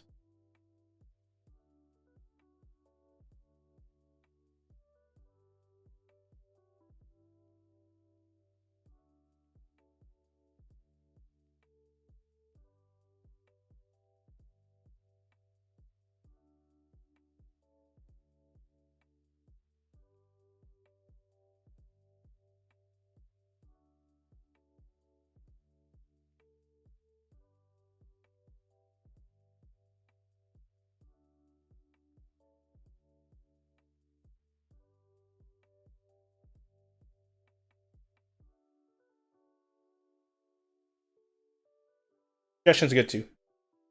I think these spells on right here um give the idea and the flavor of being able to manipulate. Um Again, I just want to remind everybody, just because the spell isn't on here doesn't mean you should not take it. Fit the character to what you need, also to fit the character how you would take this and envision it. But also, if you're gonna take like heat metal or anything, nobody's gonna um they're not gonna get mad. You're doing something that's optimum probably for your group and your party. If your games are a little bit more harder combat driven, way to take up. These are just general suggestions. Get your or the feeling of the character. Okay, now let's jump into level 4. So we get access to ability score improvement or a feat.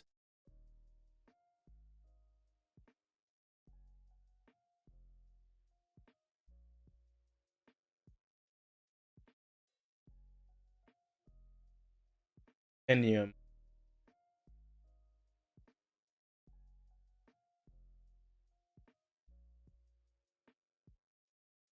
2 feet. So we already picked up telekinetic feat.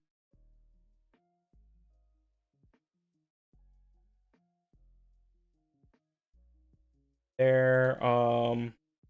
It also our regular feat. Actor is one maybe. Yeah, just as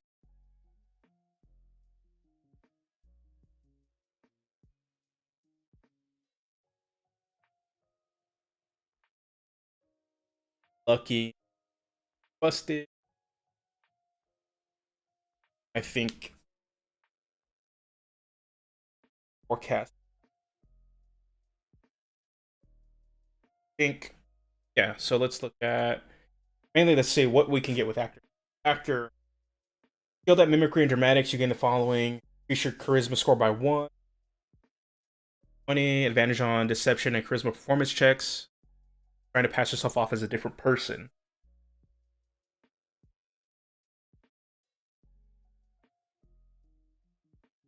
Okay, remember how I said something about ventriloquism? I think this is how you do it mechanically. Um,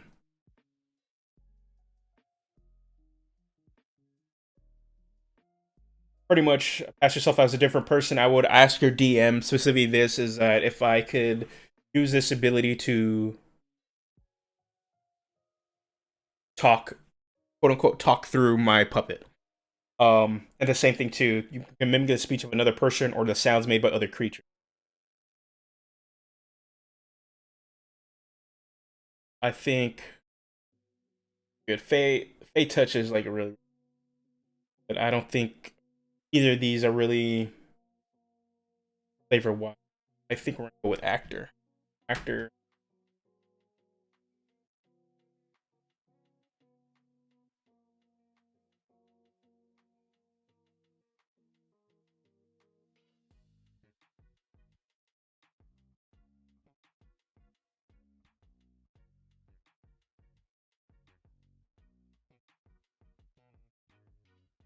Okay.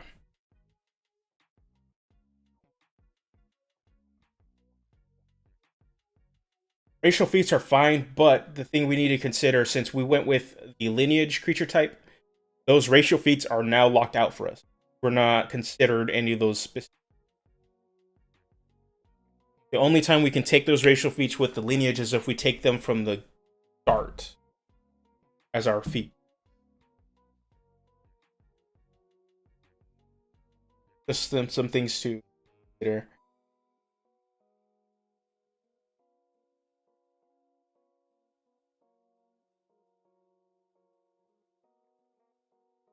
Could be reading the rules wrong, but that's what I remember. We can take them from the beginning, but anytime we take it afterwards, or we will get access to them afterwards, we can't take them. So, got 5 through 10. Let's see if we can wrap this up faster. We're gonna get Bardic Inspiration. Now up to a D8. Font of Inspiration. And then we get access to level 3 spells.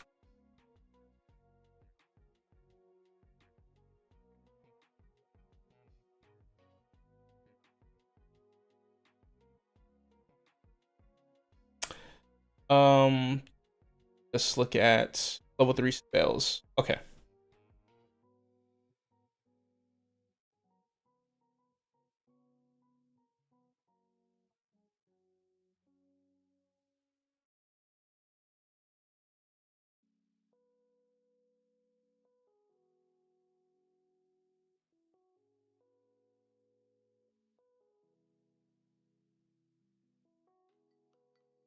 And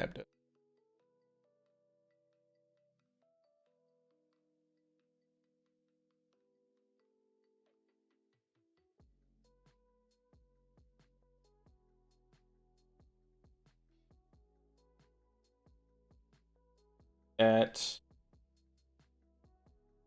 oh, we also need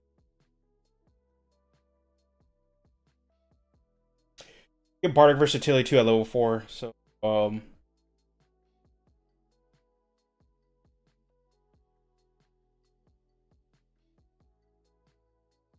just allow you to swap a skill we chose for expertise with another skill that, and if you could swap cantrips and stuff. Anyway, at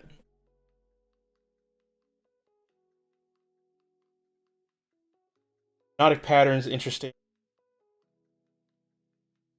Like we're putting it on a show, so um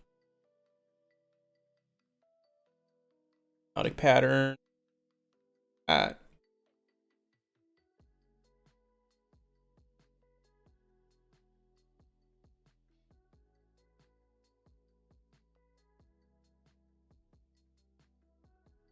Okay.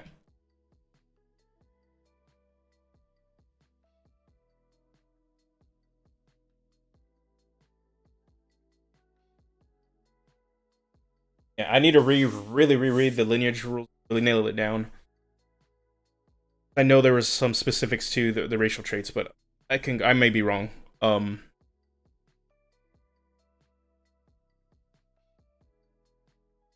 let's go. Okay, fear.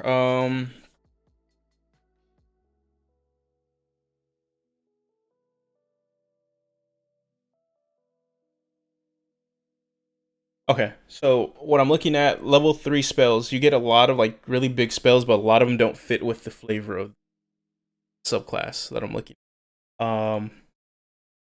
or the flavor of the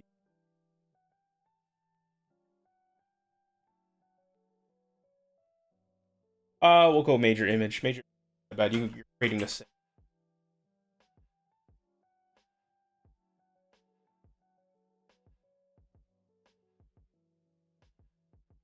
Than that, um other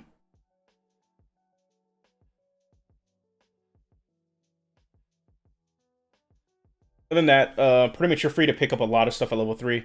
You know, you get your dispel magic and stuff like that. So let's go to level 6. Enemies abound. Let me reread what that one does. Oh, it's not.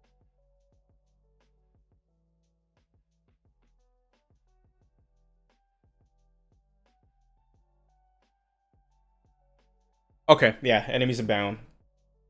I wasn't familiar with that one, but now, thank you, Xanathar. Pretty much, it lets you have the enemy attack other people.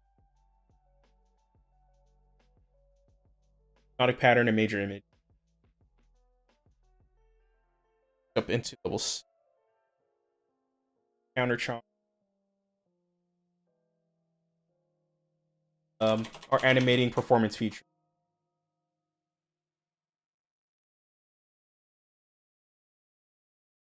Performance. Pretty much now we get our pet. Take one, and we can also make it a large item. So we can pretty much create our puppet with performance of creation and then animate it using our level 6 ability and then have it go punch around. Let me just pull up the sure. Be a larger or smaller construct, has a AC of 16. Um, Solid hit points, it can fly, walk, and hover. Can be altered. This ability is actually really cool. So it could slow or speed up creatures that are within 10 feet of it. So you can boost the speed of your allies and slow down the enemies. Um, making it so that you need to really, if you're really gonna want to take advantage of this, is worry about your placing for your pet, and then the attack is decent. Can't really complain about it. It does force damage, so it gets around most resist. I don't think I don't want to speak out of turn, but I don't think there's anything that's resistant to force damage. Else, anything else at level 6? Oh, pretty much it.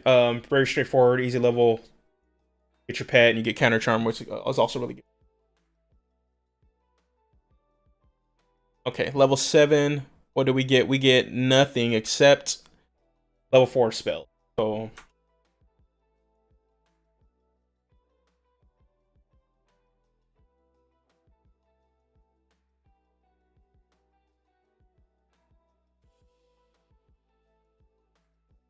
gonna write them ahead of time really quick. Song of Rest.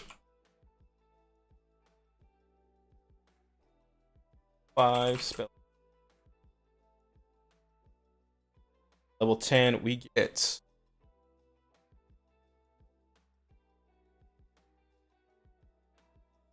and want to say magical secrets. Yeah, it is. Okay. So we're gonna look. Let's look at level 4 spells.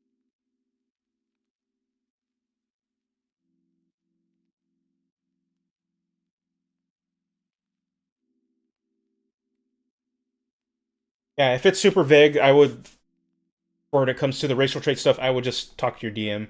I don't see that that kind of stuff would be too broken. You're already getting feats, and feats power level are vastly they're not balanced. They're a very big power gap when it comes to feats. So as long as you're not most racial feats, I think the one of the strongest ones is the Elven accuracy. And if there's ways for you to get advantage on your attacks to do, they make you pretty building in that. Feats feats really just depend on whether your DM like them or not, and whether how you're using the busted ones. So we got Charm Monster. Creature your choice that you can see within range that you can hear must make a Wisdom saving throw. A target automatically succeeds on a saving throw. It can't be charmed. And use a bonus action on each designated direction.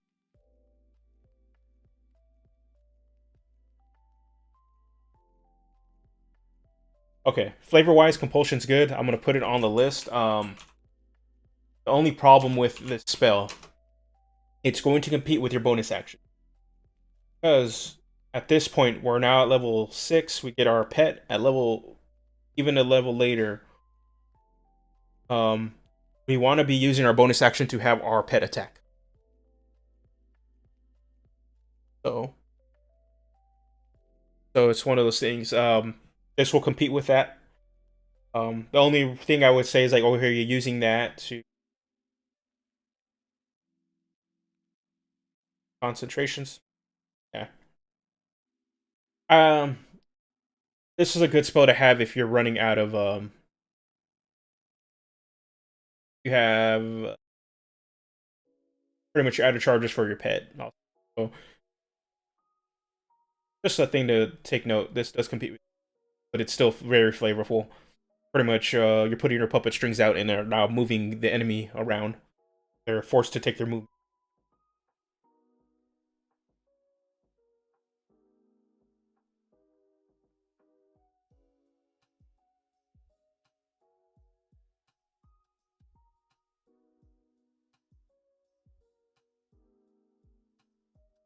Okay, confusion. Creatures all use all this movement. Random direction. To determine the direction, roll a d8. Assign a creature to action. This doesn't move. Actions this attack against random determination.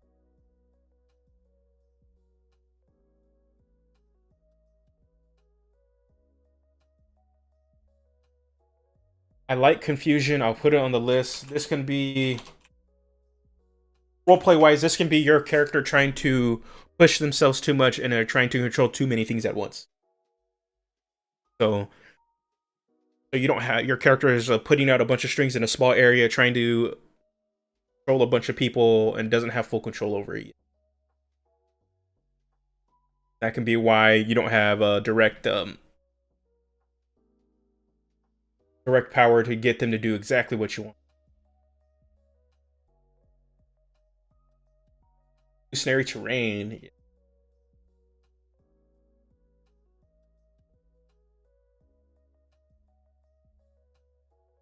Oreos.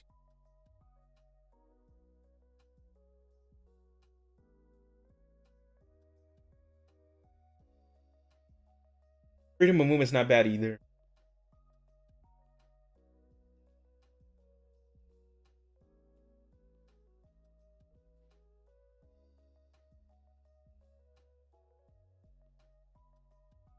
Polymorph. Okay, I just need to double check. Double check. Yep, ride the flying hover pet. That's pretty much what you're gonna be doing. Let's making sure I'm not missing anything. Yeah, I think that's pretty much it. Maybe freedom of movement. That can be another way to like you giving your teammates, you're cutting the strings off them, letting them to kind of move. Okay. ASI or feat at level 8. Looking at this, I don't think I need to take another. I don't think there's another feat flavor wise that would be benefit. That would be a benefit for us.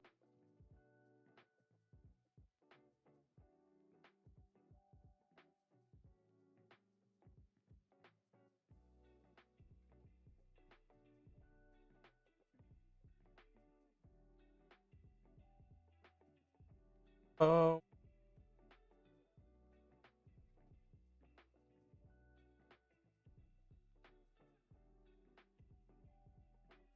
I don't think. Yeah, I don't think. I think we're just gonna go with ASI here.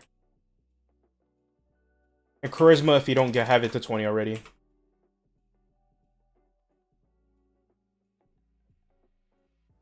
I think the safest bet. I don't think there's really anything that I've seen that do that'll influence really nail down the concept that we already are. I think actor was like a really good one just to get that ventriloquist idea build. Okay.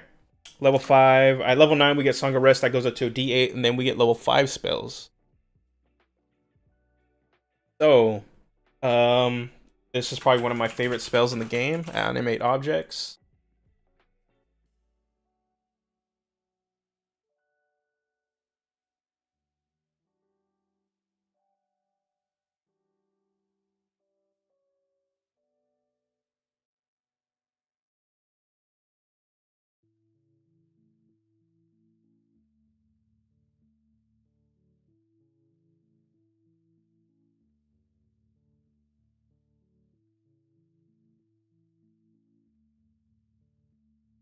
Double checking. Okay, so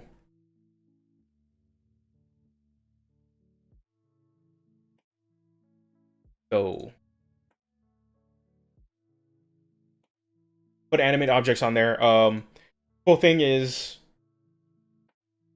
we can animate a bunch of stuff with our creation or performance of creation feature, and then we can animate them to attack. Here's the stat chart here for the size and the relevant stats. The bigger it is, the more HP it has, but the easier it is to hit. So if you have a bunch of tiny items, they're a lot harder to hit. But they have their damage relatively smaller, but in reality their damage actually average, especially if you can get 10 tiny items, so that's 10 d4s plus 4, pretty much plus 4 each. A lot of damage. That one's super flavorful, just for the subclass as a whole. Let me see.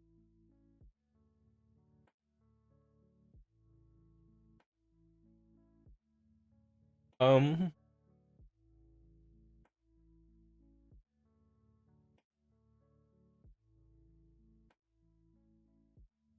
Actually, that'd be pretty hilarious. You do that to an enemy. You make a puppet of an enemy and use it to piss them off and beat them up with.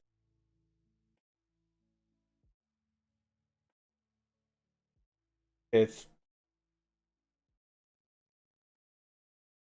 dominate person.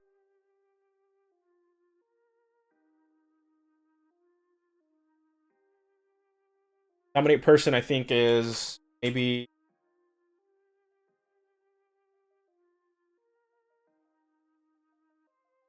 pretty much like would the be like the iconic spell of what the subclass would or this idea would do.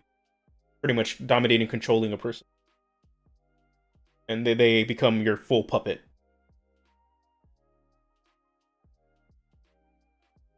Old monster is another good one. Now we can extend stuff to extend our control to um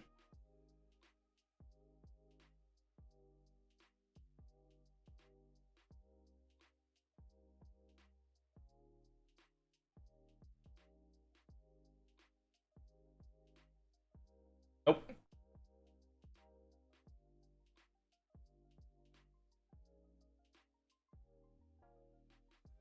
Okay, and then there's you spell Rary's telepathic bond.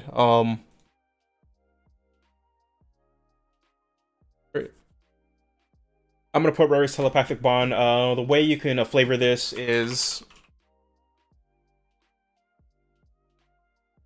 that you're connecting everybody's your teammate ally strings together so they can be able to communicate better. That'd probably be the best way.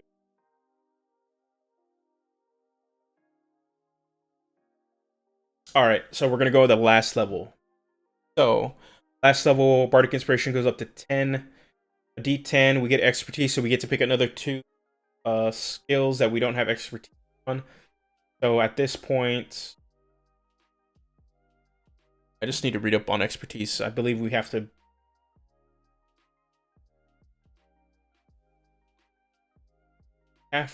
a proficiency skills. So that only leaves sleight of hand, insight, and performance. Pretty much.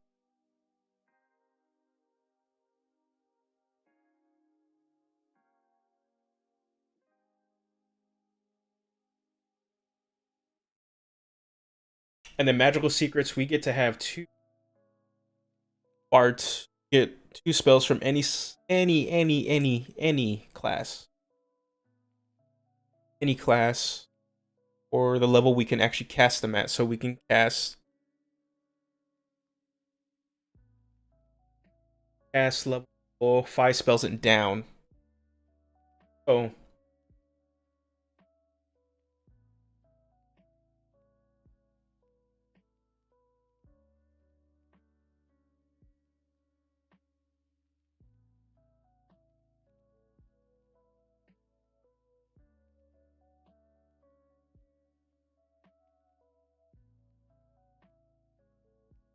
get anything, anything, anything. Big Me Hand is awesome.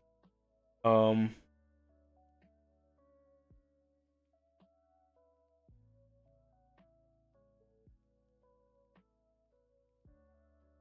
that's macabre, interesting. Pretty much you get to create like a small bit of undead that only last for like, pretty much combat, and then they go checking all the level 5 spells, see if there's anything. Um, actually, I want to look at some of Tasha's spells because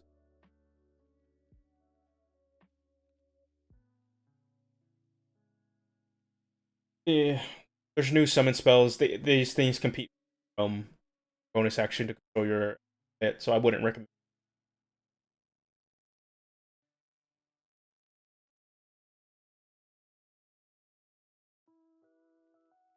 So it really comes down to what you feel your character's missing when it comes to magical magical secrets. Quick look and see.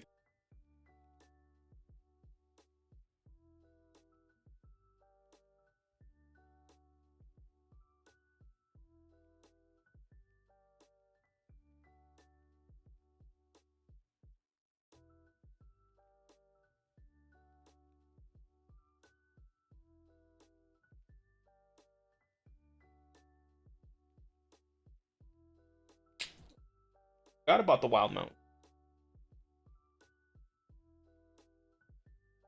All right. So for this last one, what spells would you suggest for magical secrets?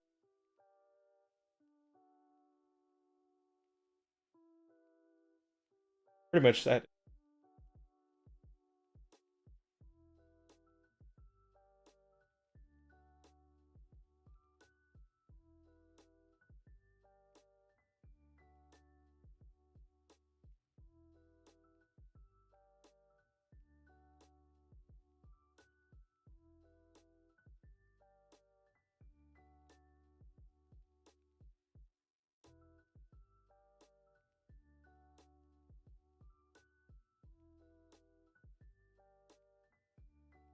I don't want to leave that pretty open end. Looking like, yeah, that's what I'm thinking. Thinking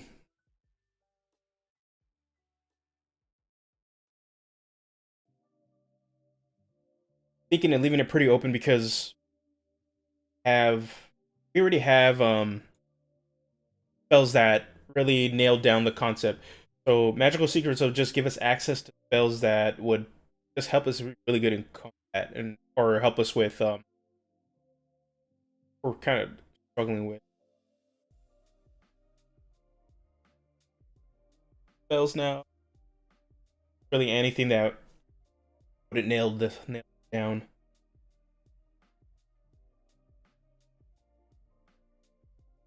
By counter spells. I don't believe we get access to counterspell at all. So for me, it'd be like that's mechanically this is what we want a counterspell. Even though we would get it late, get it at level 10, it's still really good to have.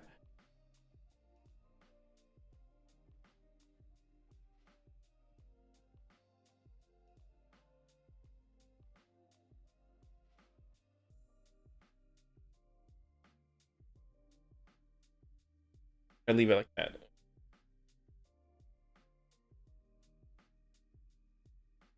Pretty much by the time I post it, if I have another idea for like 2 more spells, I will add those in there. Other than that, so this is the build. Let me back it up.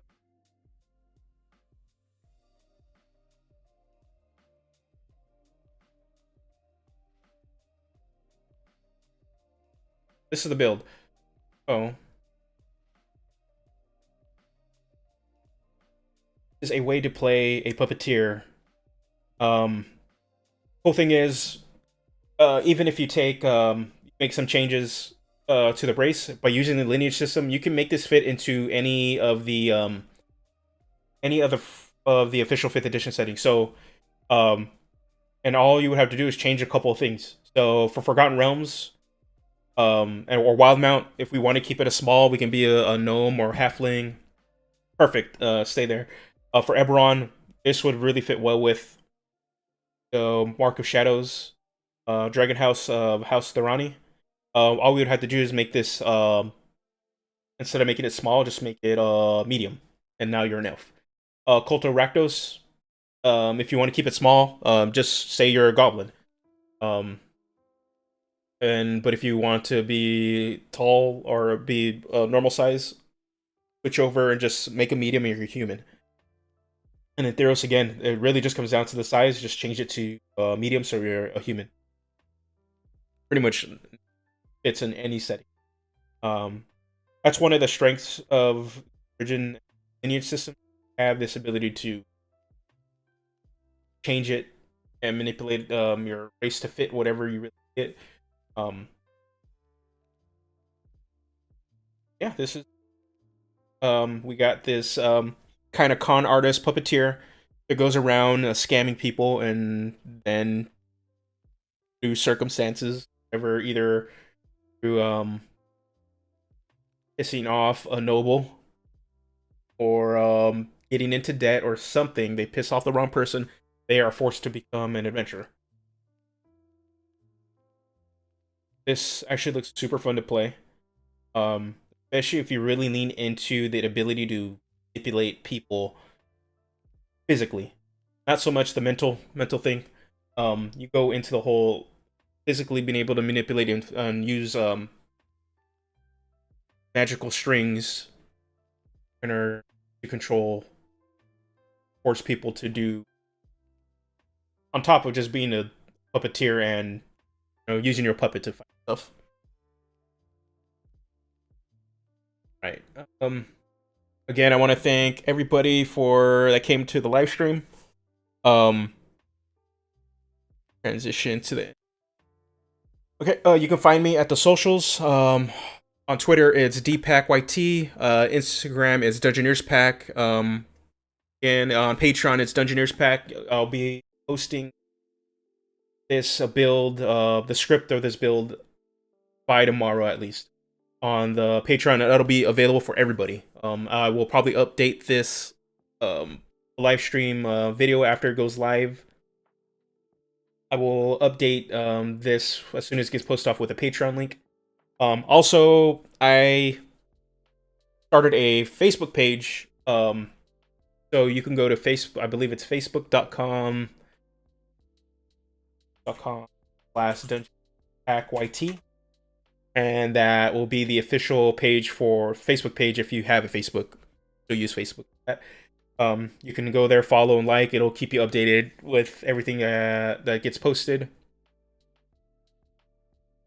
If you are not part of the Discord, join the Discord. I'm there. I'm pretty active in there, so if you guys have any questions or want to continue talking about stuff with D&D 5e, this build, or anything, go ahead and check. Go ahead and join. And also, this week I posted, coincidentally, that wasn't the intention for this live stream, I posted a video on the Creation Bard. So if you haven't checked that out, go and check it out. One of the ideas was a puppeteer, and it just so happens this got settled for the live stream. So go ahead and check that video out. Yeah, all right. And thank you for everybody showing up. Good long string. I will see if I can do this again sometime in January. So again, thank you again, and peace.